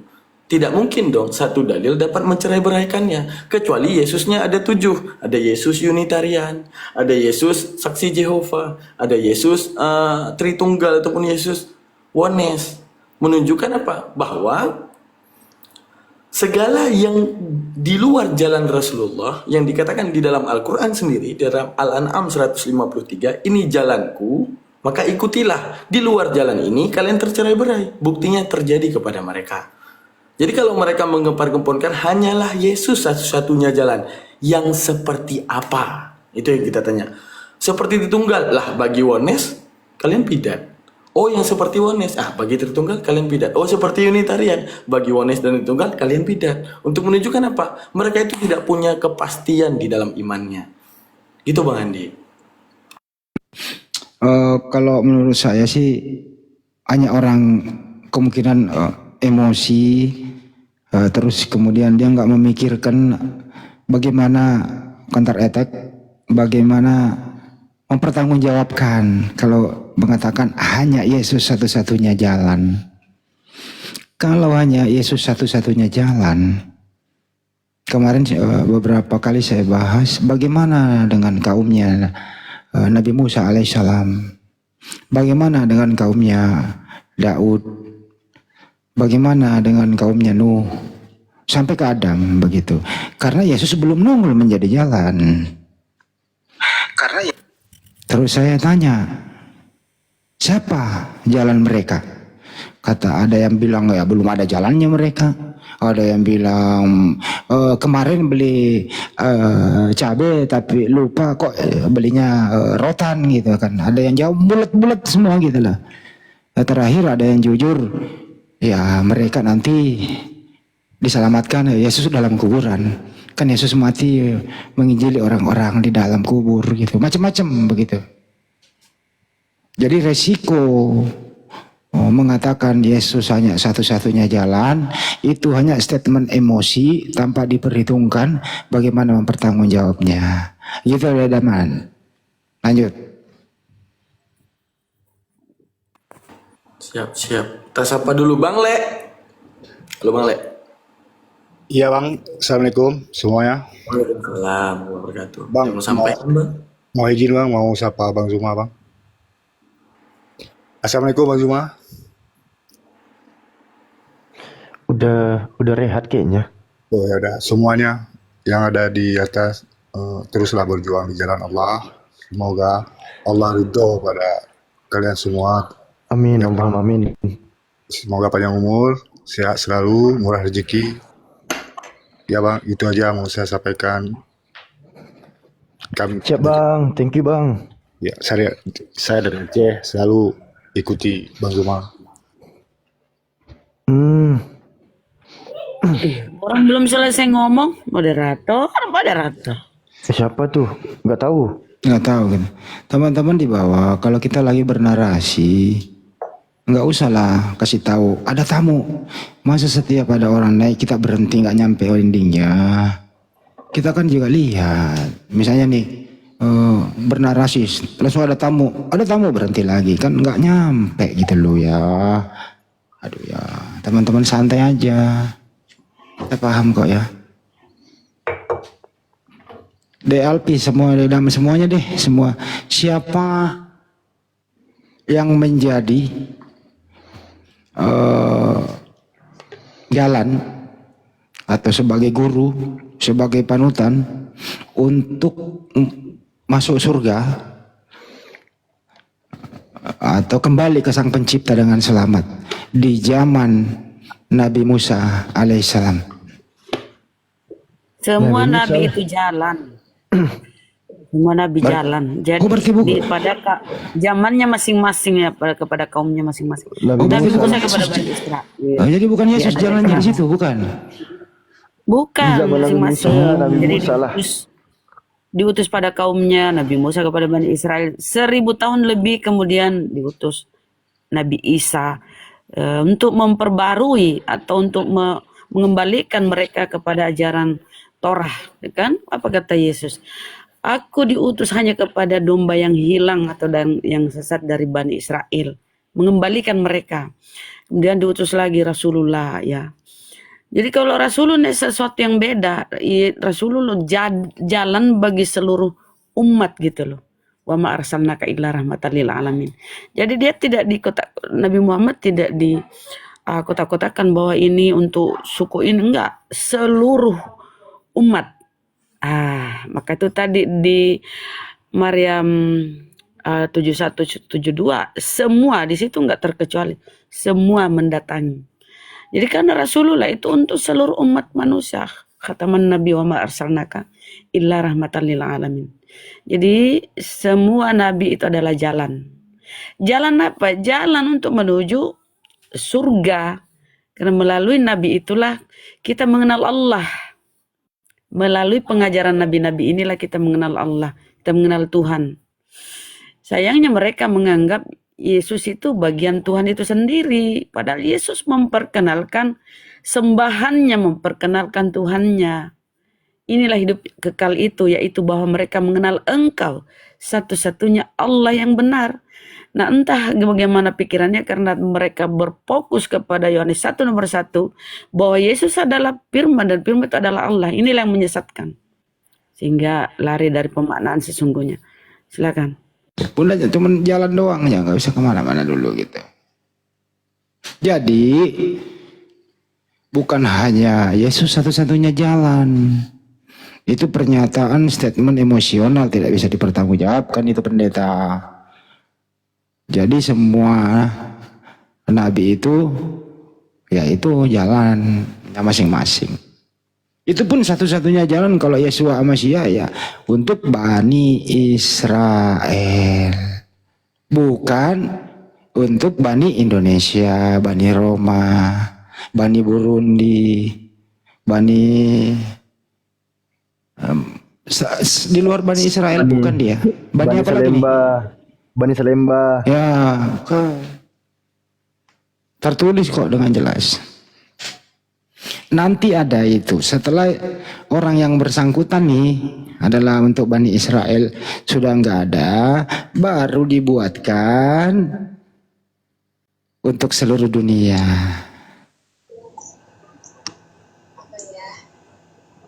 Di bawah ada yang bilang, kalau kau ngantuk makan.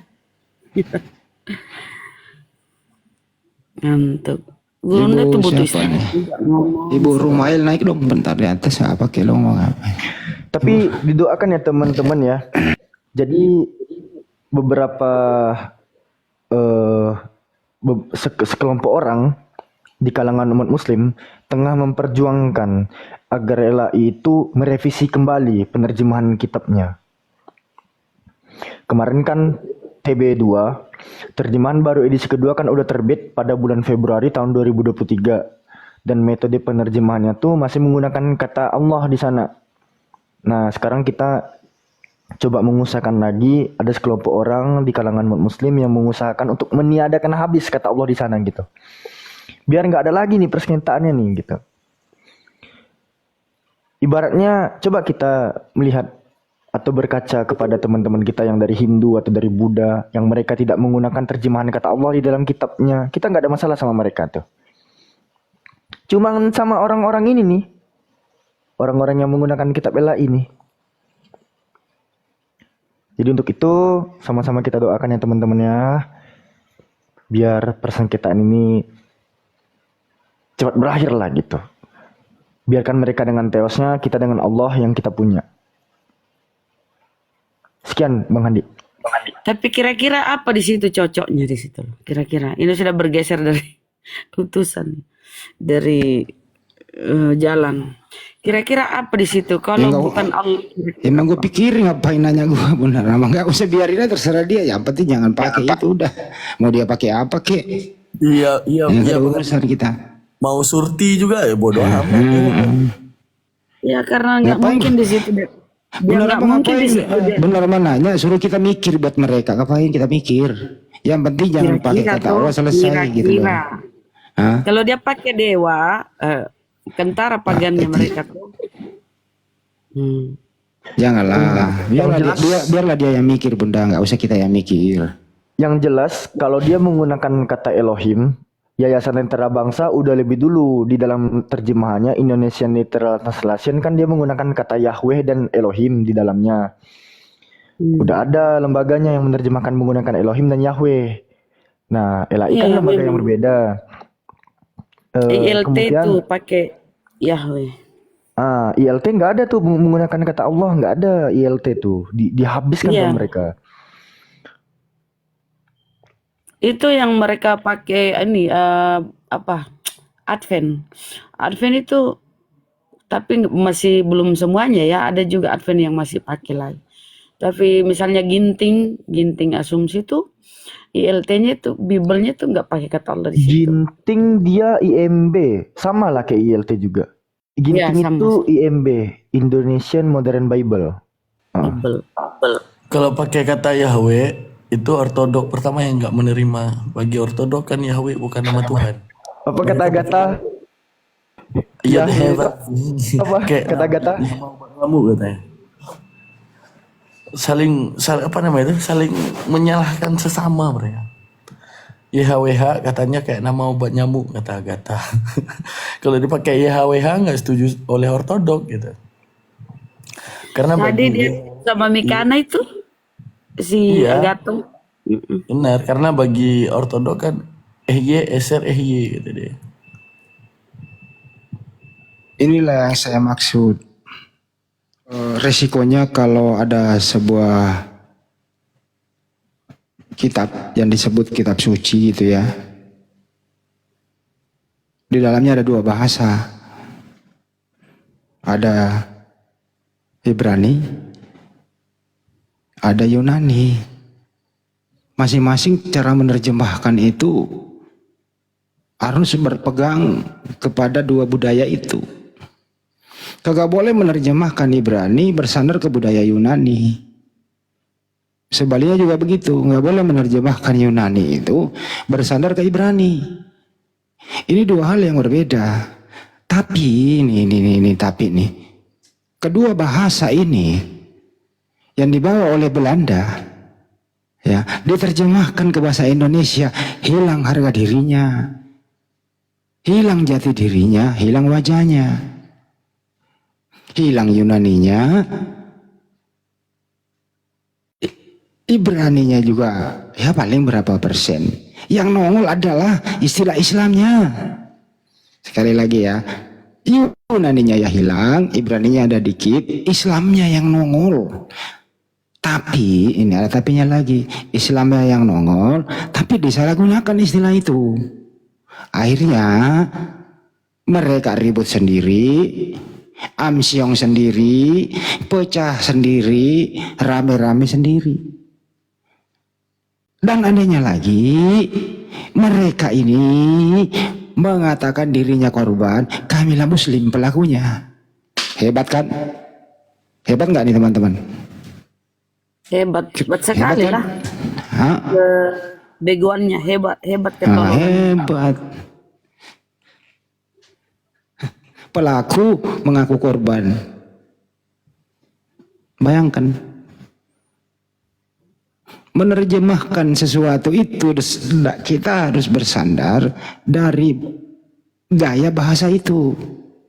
Contoh Al-Quran misalnya ya diterjemahkan, itu nggak boleh meniru-niru atau mengambil studi perbandingan bahasa lain, nggak boleh. Harus berakar ke bahasa Arab itu berdasarkan sastra Arab yang paling tinggi itu bersandar di situ. Nah kalau sudah kira-kira tidak ada lagi bahasa Indonesia yang sepadan dengan itu, pakai original teksnya. Karena bahasa Arab itu mudah dimengerti, mudah dipahami oleh seluruh umat manusia. Ya kalau mereka enggak, datang dibawa oleh Belanda, kata Theos misalnya ya teman-teman ya, Theos, terjemahin ke bahasa Indonesia. Waduh. Pada mulanya adalah kan di sana logos. Apa ya bagus logos ya? Berunding dia. Logos itu kan firman. Ya udah firman selesai. Firman pada mulanya adalah firman. Firman bersama-sama dengan Theos. Theos kan Yunani. Gimana terjemahnya ke Indonesia? Theos. Kalau ke Indonesia, jangan ke Indonesia dulu, ke Arab dulu. Arab, kan Allah di sana Arab katanya. Ya Allah aja. Kalau ditanya kan kita bisa Arab. Ya udah Allah aja, udah jadi. Pada mulanya adalah logos atau firman bersama-sama dengan Allah. Jadi Theos diterjemahin ke bahasa Indonesia menjadi Allah, dia ke Arab dulu. Padahal dia nggak tahu kalau di Arab itu Allah itu nama. Sampai di Indonesia bukan nama teman-teman, sebutan. Yang repot siapa? Yang bingung siapa? Yang mengalami kesulitan siapa? Terus mengaku mereka adalah korban. Satu kata loh ini, baru satu kata loh. Bayangkan mengaku mereka minoritas, disolimi, tidak adil, padahal dia sendiri pelaku, tidak mau jujur. Bayangkan itu teman-teman, hadapi orang-orang yang kayak beginian. Sudah berapa tahun nih, gak sadar-sadar. Nerjemahin satu kata aja muter ke seluruh dunia dulu. Bahasa Yunani mau diterjemahin ke bahasa Indonesia, dia ke Arab dulu, dia ke Burundi dulu. Ya tinggal kalau mau cepat langsung aja cari terjemahan Yunani, Theos, KBBI Indonesia. Apa jadinya? Ya tulis, masa ngelagain ke Arab lagi. Ada asal LAI ini. Udah lanjut lagi teman-teman, ada tamu. Nah, mau nanya nih kepada netizen. Kalau Anda ingin menerjemahkan bahasa asing ke bahasa Indonesia, yang Anda pergunakan adalah A. Google Translate, B. Studi banding. Saya ulang ya. Kalau Anda ingin menerjemahkan satu bahasa asing ke bahasa Indonesia, Anda mempergunakan adalah A. Google terjemahan, B. Studi banding. A. Google terjemahan, Google Translate, atau B. Studi banding. Ya, rata-rata A. Wih, ada yang jawab B. Studi banding. Satu kata kok studi banding. Ya udahlah. Gimana? Alfi, studi banding katanya sebagian. Bunda Rama mau studi banding. Satu kata kok studi banding. Kacau juga loh pada. Enggak, Itulah. tapi gini juga. Tapi gini juga ya, sebenarnya kalau kita berbicara satu kata yang di dalam Google Translate ya, kadang Google Translate ini pun agak oleng dia menerjemahkan, Deng. Bukan berarti saya membenarkan studi Nah, yang banding bikin juga ya. kan kafir juga. Nih ya, kita lihat produk Kristen ini ya. Ini kan kalau kita lihat di dalam Google Translate, Kristen kan sering bilang, oh Google itu produk kafir katanya, ngapain kalian pakai kan gitu ya. Ini kita lihat nih produk Kristen katanya kan ya. Kalau kita lihat di dalam produk Kristen, bahasa Inggrisnya puasa itu apa sih? Puasa, fast, bahasa Inggrisnya. Ini fast, ya kan? Puasa itu fast. Nah, kalau kita balikin aja nih, Inggris ke Indonesia kita balikin aja. Fast ini kan puasa. Kalau kita balikin fast ini ke Indonesia, artinya apa? Cepat. Kadang memang produk-produk kafir ini gabrul juga, oleng juga kadang menerjemahkan. Oh, itu Fast. tergantung konteksnya itu. Jadi gini, Deng. Kalau Itu dia dibaca itu arti fast, memang artinya puasa. perumpamaan. Kalau fast puasa, kalau fast baru cepat gitu. Artinya fasting. Ya ini produk kafir ini.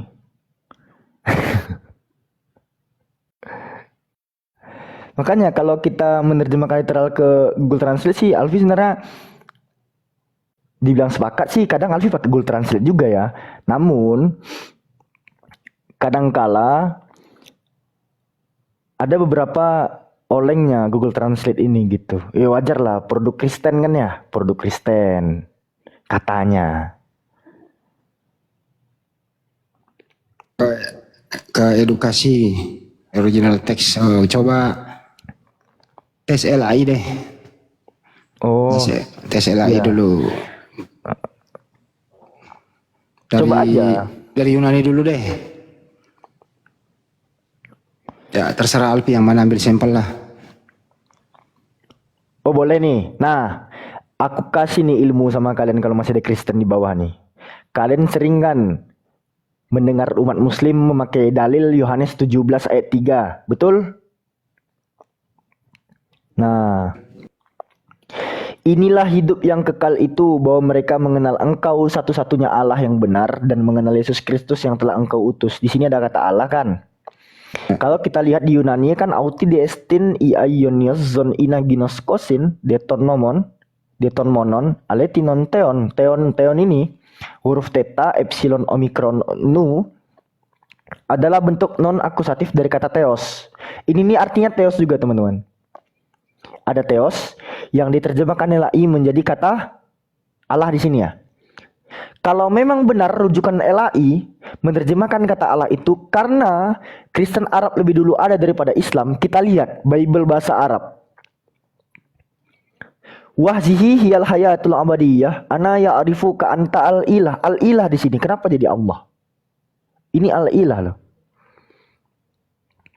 Secara gini juga Bang Daman. Bang Daman, coba buka dulu Bang Daman. Bang Man. Ya. Di dalam kamus bahasa Arab, al-ilah ada bentuk jamaknya gak Bang Aman? Al-ilah, ilahun. Ilahun atau alihah, betul? Oh, alihah, benar. Alihah. Al-ilah bentuk jamaknya itu alihah. Di mana kita bisa temukan? Kita bisa cross check di dalam Qomus Al-Munjid. Misalnya. Ini ya. Kita studi grammar di sini ya teman-teman ya. Kalau kita berbicara soal bahasa Arab, rujukannya itu adalah kamus bahasa Arab itu sendiri. Kalau kita lihat di dalam Qomus Al-Munjid, fil lughah wal a'lam, kata al-ilah, kalimah al-ilah punya bentuk jamak alihah. Ini dia barangnya. Ini halaman 16 ya teman-teman ya. Al-ilah yang adalah mufrad punya bentuk jamak alihah. Sama seperti kata theos tadi. Kata theos itu memiliki bentuk jamak juga. Apa itu Alfi? Theoi. Ditutup dengan huruf iota dia. Di mana tuh dalilnya Alfi? Kita bisa lihat misalnya kata dewa di dalam perjanjian baru. Misalnya Kisah para pewarta 14 nomor 11. Di sini ada kata dewa-dewa telah turun ke tengah-tengah kita. Dewa-dewa di sana diterjemahkan dari kata theoi. Theta, epsilon, omikron, iota. Bentuknya jamak dari kata theos tadi. Sementara kata Allah itu ada nggak bentuk jamaknya Bang Daman? Apanya bentuk jamak? Ada nggak bentuk jamak kata Allah? Nggak ada. Nah, jadi theos punya bentuk jamak, al-ilah punya bentuk jamak, sementara Allah nggak punya bentuk jamak. Gitu loh. Jadi dari segi grammar bahasa, dia tidak sepadan Bambang. Ya, tolong Anwar Chen dan rekan-rekan pihak penerjemah Lembaga Alkitab Indonesia di Jalan Salimba Raya nomor 12 Jakarta belajar lagi. Gitu loh. Gini, kalau seandainya itu adalah nama julukan ataupun nama apa tadi? Kalau mereka bilang apa? Generik apa namanya? Generic name. Nah, Jabatan. generik name. Nah, andaikan orang Arab nih berkunjung dan bertemu orang Hindu, saat menanyakan Tuhan, mereka itu akan menanyakan mahwa ilahun, nggak ada mahwa Allahun. Nah, jadi mahwa Allahun nggak akan ada, karena orang Hindu kita bilang apakah itu Allah, mereka nggak percaya. Orang Buddha juga mahwa Allahun nggak masuk gitu. Tetap orang Arab itu menggunakan mahwa ilahun, apakah itu Tuhanmu? Jadi menunjukkan apa Allah tapi kalau Oten Elai siapa nama Allahmu? Tuh Oten Elai itu. Mereka siapa yang nama Allahmu? Menyalahi kaidah bahasa sendiri gitu. Gini loh. Ciri-ciri salah satu ya, ini bukan sama rata. Salah satu ciri-ciri kata jabatan atau generic name, dia bisa dikasih imbuhan ke dan an misalnya. Contohnya, presiden itu jabatan. Presiden bisa dikasih imbuhan ke dan an menjadi kepresidenan. Bisa. Itu presiden tuh. Presiden dimasukkan imbuhan ke dan an, kepresidenan. Lalu presiden bisa dimasukkan kata sifat kepemilikan atau possessive pronoun dalam kaidah bahasa Inggrisnya. Apa itu? Presidenku, presidenmu, presiden kita, presiden mereka. Nah, kumu, kita, mereka itu kata sifat kepemilikan. Gitu loh. Nah, coba kalau kata Allah bisa dikasih imbuhan ke dan an, kenapa pada Pancasila yang pertama dikatakan ketuhanan yang Maha Esa, Tuhan bisa dikasih imbuhan ke dan an, kenapa nggak keallahan yang Maha Esa? Ayo. Itu PR untuk kalian Kristen. Tapi kalau Kristen lain ditabrak semua itu. Ditabrak Allah, semua. Allah kita lah. Siapa nama Allahmu lah, Allah Bapa, Allah Anak, Allah Roh Kudus. Ditabrak semua buat pengguna LAI itu. Nih, di mana sih dalil Allahku itu di mana sih? Allahku itu di mana sih? 14:28. Yohanes 14:28. Yohanes 1428 Coba kalau nggak salah. Alfi, coba deh dicarikan sampai dapat, pokoknya harus dapat ayat Al-Qur'an yang bunyinya gini. Wa teosukum teosun wahid. 1428. Matius ya. Yohanes 1428. Yohanes 14:28 nggak gitu bunyinya. Tulis aja di Google. Allah walah. Aku pergi tetapi aku datang kepada bapakku sebab bapak lebih besar daripada aku. Oh, Bukan. kan ya. Matius nggak sih? Mana Allahku Allahmu kan? Di mana Yesus berseru? Yohanes 20:17. 20:17. Nih, kepada Allahku dan Allahmu. Bisa nggak kata Allah ini dimasukkan domir gini Bang Daman? Nggak bisa kan? Theos bisa. Theon mau di sini posesif pronounnya. Kai, theon, himon, theosku dan theosmu. Bisa. Coba kita ke bahasa Arabnya. Bisa nggak kata Allah digitukan? Nggak bisa cuy. Apa? Wa ilahukum. Ilah kan yang dipakai kan, bukan Allah kan. Terus kenapa sampai sini jadi Allahku dan Allahmu? Kenapa? Harusnya kan ilahku ilahmu. Saya jawab itu karena ini di Indonesia mayoritas Islam, seakan-akan mereka LAI ini yang disembah umat Islam sama yang disembah mereka. Ada kata Allahnya supaya mudah dipakai nipu-nipu. Bagi bagi teman-teman Muslim yang awal, sama loh. Ada juga Allah di sana, ada juga Rasul di sana, sama aja gitu loh. Tujuannya nipu supaya orang bisa murtad. Kalau seandainya dia mau pakai wajahnya sendiri, kembali ke original teks, masih adakah orang tertarik? Itu maksudnya Alfi.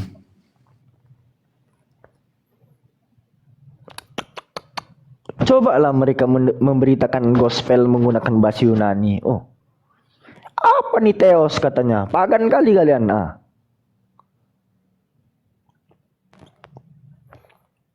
Belum lagi Kalau Al-Quran terjemahan Romawi, kira-kira lafal Allah itu diartikan apa? Bahasa Yunani. Iya, aku ada Bible terjemahan Yunani kan. Allah nggak diterjemahkan jadi Theos. Al-Quran terjemahan Yunani, kira-kira diartikan apa? Allah ya Allah, tetap Allah, nggak diganti Theos. Itu dia. Kita buktikan. Sama seperti nama Alfi. Nama Alfi ini kalau di Brazil, di Itali, mau penyebutan siapapun ya Alfi. Nggak akan berubah gitu. Tapi kalau seandainya itu ilah dalam bahasa Indonesia Tuhan, dalam bahasa Inggris God, dia tetap akan berubah gitu. Surah kursi ayat berapa Bang Naman? Lupa aku Bang. Astagfirullahaladzim.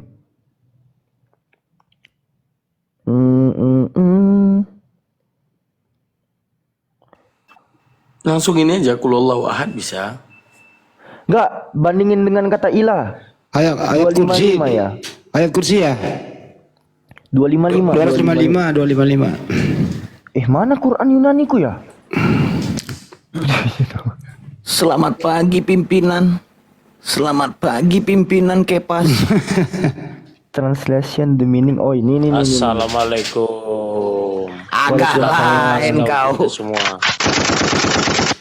Selamat Hari Paskah. Aduh, memang sungguh luar biasa Tuhan merayakan Yesus Kristus merayakan kematian mau Tuhan. mati di kayu tiang salib. Disitulah kami bersedih.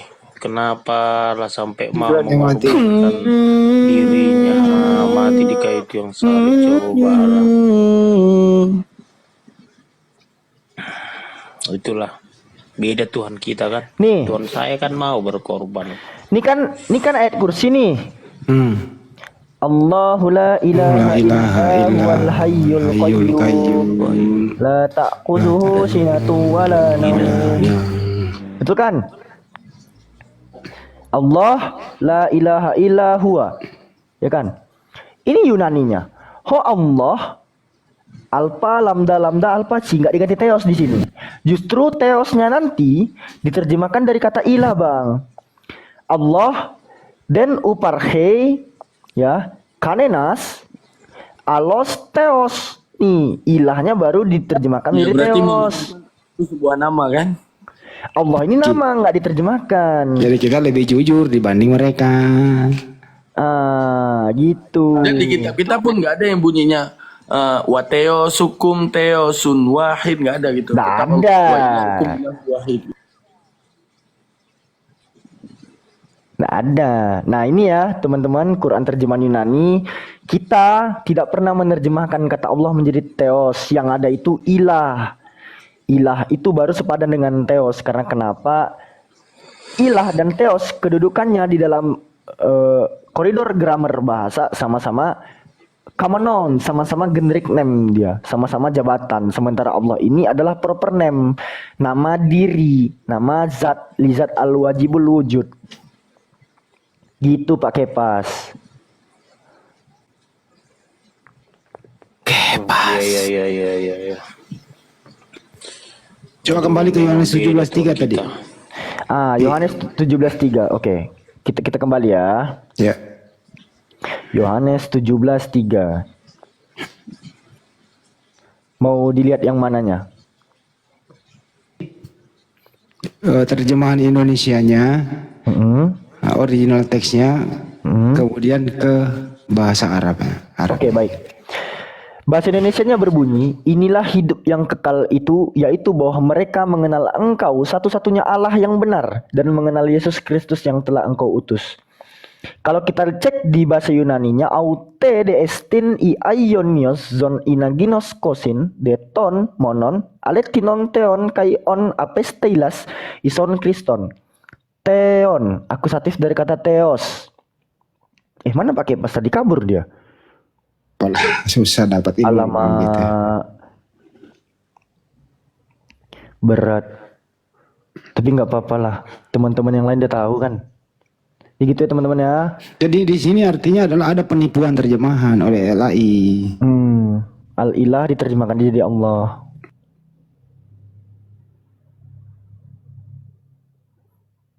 Al-Quran diterjemahkan ke bahasa Yunani itu nggak niru-niru teon tuh. Ya, nggak niru-niru teon. Tetap konsisten ya Allah nggak berubah gitu ya. Nah ini kenapa Yohanes 17:3 ini di situ teon kok berubah menjadi Allah. Apa maksudnya coba? Sedangkan di bahasa Arabnya al-ilah. Mana? Al-ilah ya? Al-ilah. Nah itu al-ilah itu. Kenapa bisa? Katanya bersumber ke Arab. Al-ilah itu bukan Allah, tapi Tuhan. Makanya saya sejak ngerti yang kayak gini-gini Yohanes 17:3 saya jarang menyebut kata Allah loh dari teman-teman. Kalau saya terjemahkan inilah hidup yang kekal itu, yaitu bahwa mereka mengenal Engkau satu-satunya Tuhan yang benar dan mengenal Yesus yang telah Engkau utus. Jadi Yesus di sini utusan Tuhan. Siapa nama Tuhan itu? Ya, baru kita jelaskan begitu. Itu kan dibenarkan juga di Bible yang diterjemahkan Romo Aldo, Bang Andi. Terjemahan Aramaik yang dibuat oleh Romo Aldo itu Yohanes 17:3 nggak pakai kata Allah lagi, tapi Tuhan. Nih, Yohanes 17:3. Ini bahasa Aramaiknya ya. Ini bahasa Aramaiknya, terjemahannya ada di bawah nih. Inilah hidup kekal itu, yaitu mereka mengenal Engkaulah Tuhan atau Allah bahasa Aramaiknya yang benar, satu-satunya yang telah mengutus Yesua sang Mesias. Nah ini nih bahasa Aramaiknya itu terjemahnya begini nih. Enak banget kedengarannya. Jadi untuk kalian yang nggak mau dibilang sebagai limbah Yunani, ya belajarlah bahasa Aramaik, bahasa Tuhan kalian sendiri kan. Belajarlah.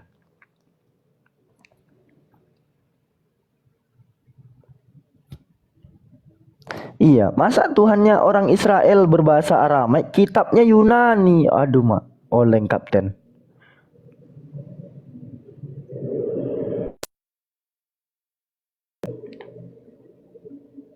Terlalu banyak gaya lah, ya lah, coba lah, jujur lah. Kasihan loh, bukan Elai saja loh tem. Gua paling nggak enak denger loh kalau pendeta udah berumur, punya title, ngomong gini loh, keallahan gitu, Allah kita. Bayangkan, Allah Bapa, Allah Anak, Allah Roh Kudus. Gue kalau dengar orang kayak gini, gue pengen robek mulutnya gitu loh, benar. Tambal pakai Nggak ada bahasa kayak begitu, nggak ada. Yang ada adalah Tuhan kita. Nah, itu baru benar. Kalau Allah kita nggak ada itu. Ada lagi datang. Kalau gitu siapa nama Allah kita? Itu. Bayangkan siapa nama Allah kita. Kalau begitu saya balik tanya, siapa nama Prabowo kita, Alfi? Prabowo itu udah nama. Nah itu dia. Lagi. Nah ini nih. Man. Mana Man? Gimana? Masa Abdul bilang Bang Daman menyembah Nabi Muhammad? Kayak mana tuh Bang Daman? Ya udah, apa kata dia aja. Bang Daman, layani dulu Bang, aku capek Bang. Dia nggak tahu kalau seandainya Begitu Muslim. mengerikankah suara nama Abdul di rum-rum Islam? Ya kenapa mengerikan, orang Yesus juga Abdul kok. Yesus juga Abdul kok. Padahal yang saya bawa Al-Quran dan hadis. Iya, Yesus Abdul di kitab kalian sendiri, bukan di Al-Quran. Iya, makanya saya kan mengatakan, padahal saya membawa Al-Quran dan hadis, kenapa kok pada takut? Siapa yang takut? Apakah kalian tidak menerima Al-Quran dan hadis? Ya. Iya, kok tuh terus ada yang bilang. Nah, alasannya tidak menerima kenapa Bang? Enggak, kok bisa Bang bilang tidak menerima kenapa? Enggak, cuma saya gini aja, saya bawa bertanya aja deh. Nabi-nabi dalam Kristen itu diyakini orang Kristen tidak sama dengan nabi-nabi yang ada dalam Islam. Apakah kalian terima atau kalian paksa harus sama juga? Kalian nyembah manusia aja kami terima, apalagi itu. Hah?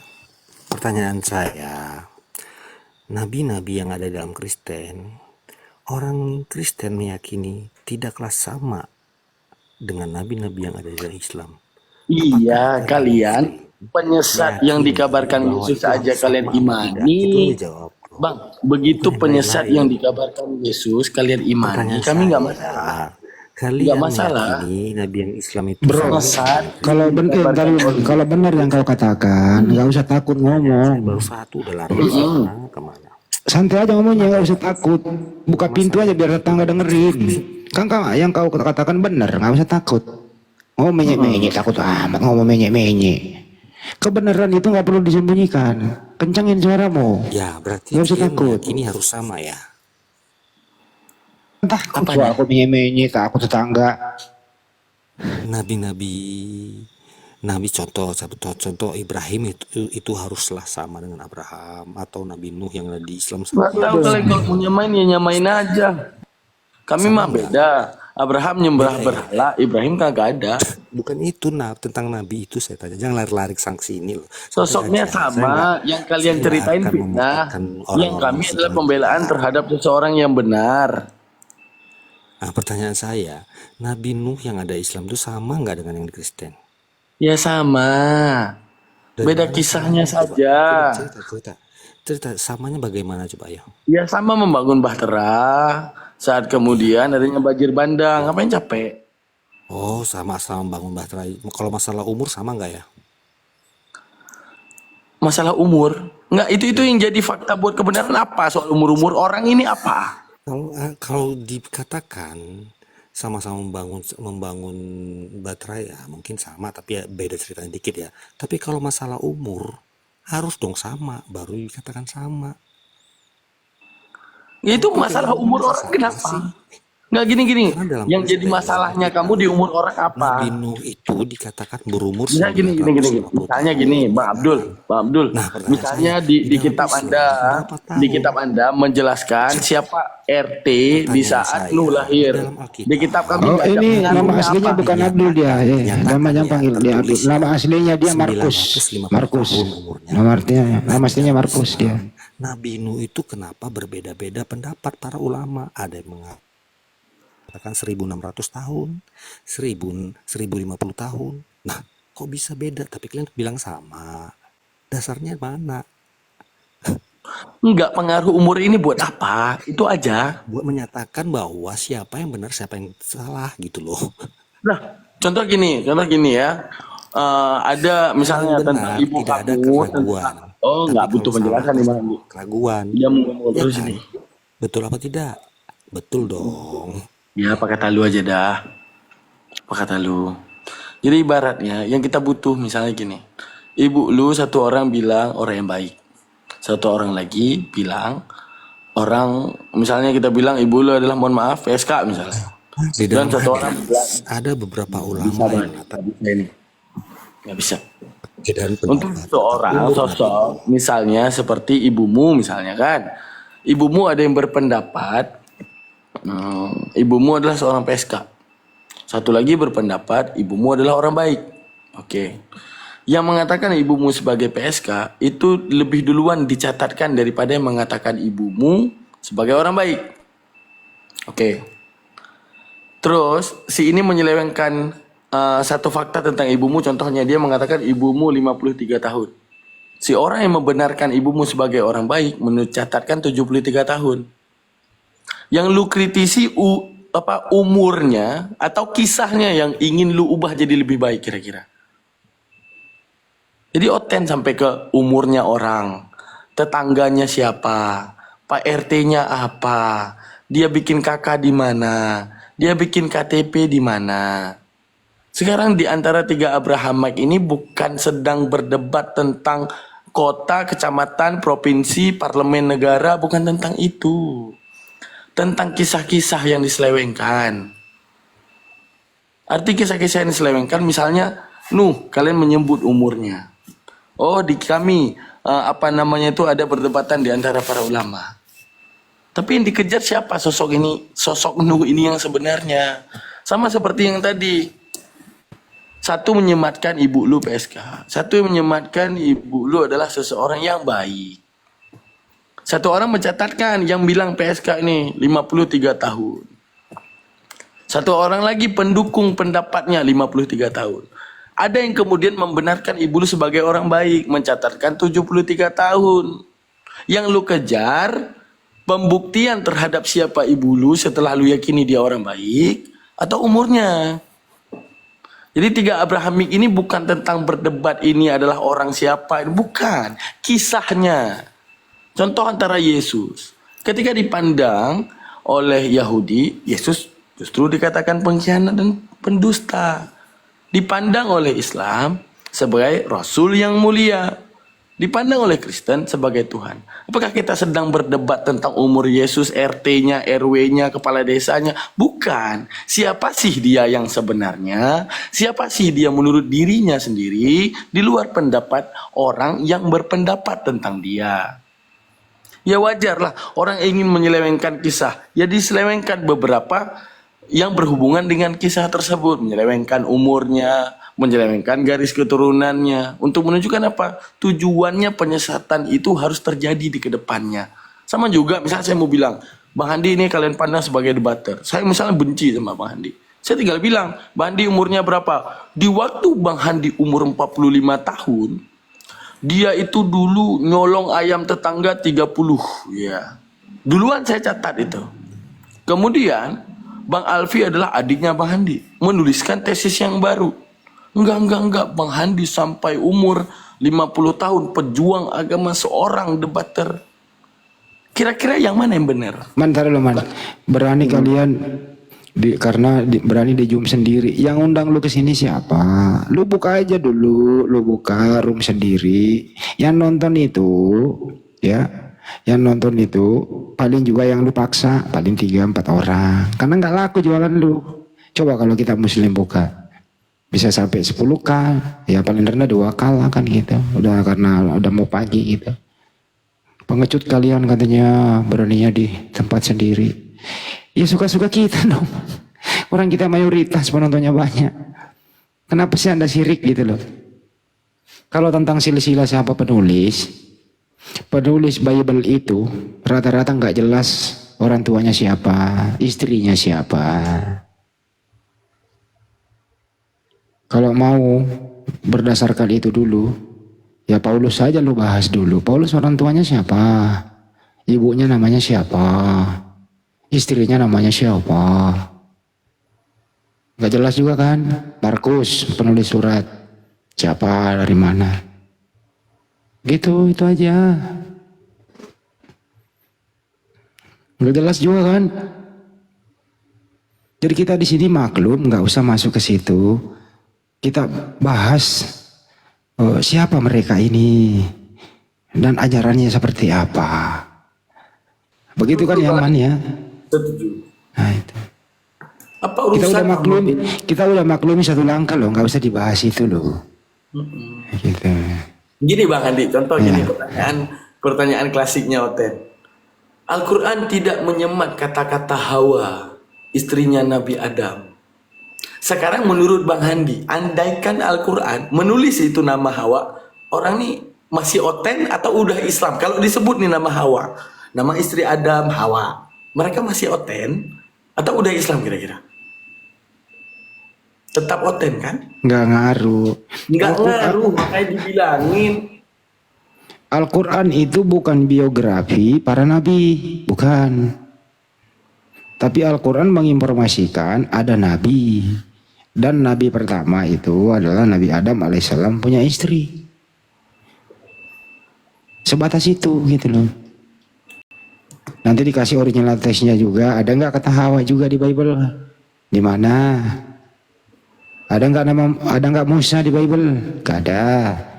Ngambil dari mana? Di Bible itu nggak ada Musa loh, ada Moses. Terjemahin ke Indonesia mana Nabi Musa. Nah, ngambil Musa dari mana man? Apa? Ngambil nama Nabi Musa, terjemahan Indonesianya Bible itu Musa dari mana ngambilnya? Oh Arab juga dong.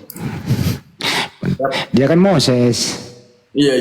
Nah, ngambil karena juga dalam kan? bahasa Arab itu teman-teman yang harus kita ketahui ada 2 klasifikasi nama Rasul. Nama Rasul di dalam Al-Quran itu ada yang namanya Ajami, ada yang namanya Arabi. Arabi itu ada 5 nama, Daud, ada Muhammad, ada Salih, ada 2 lagi saya lupa.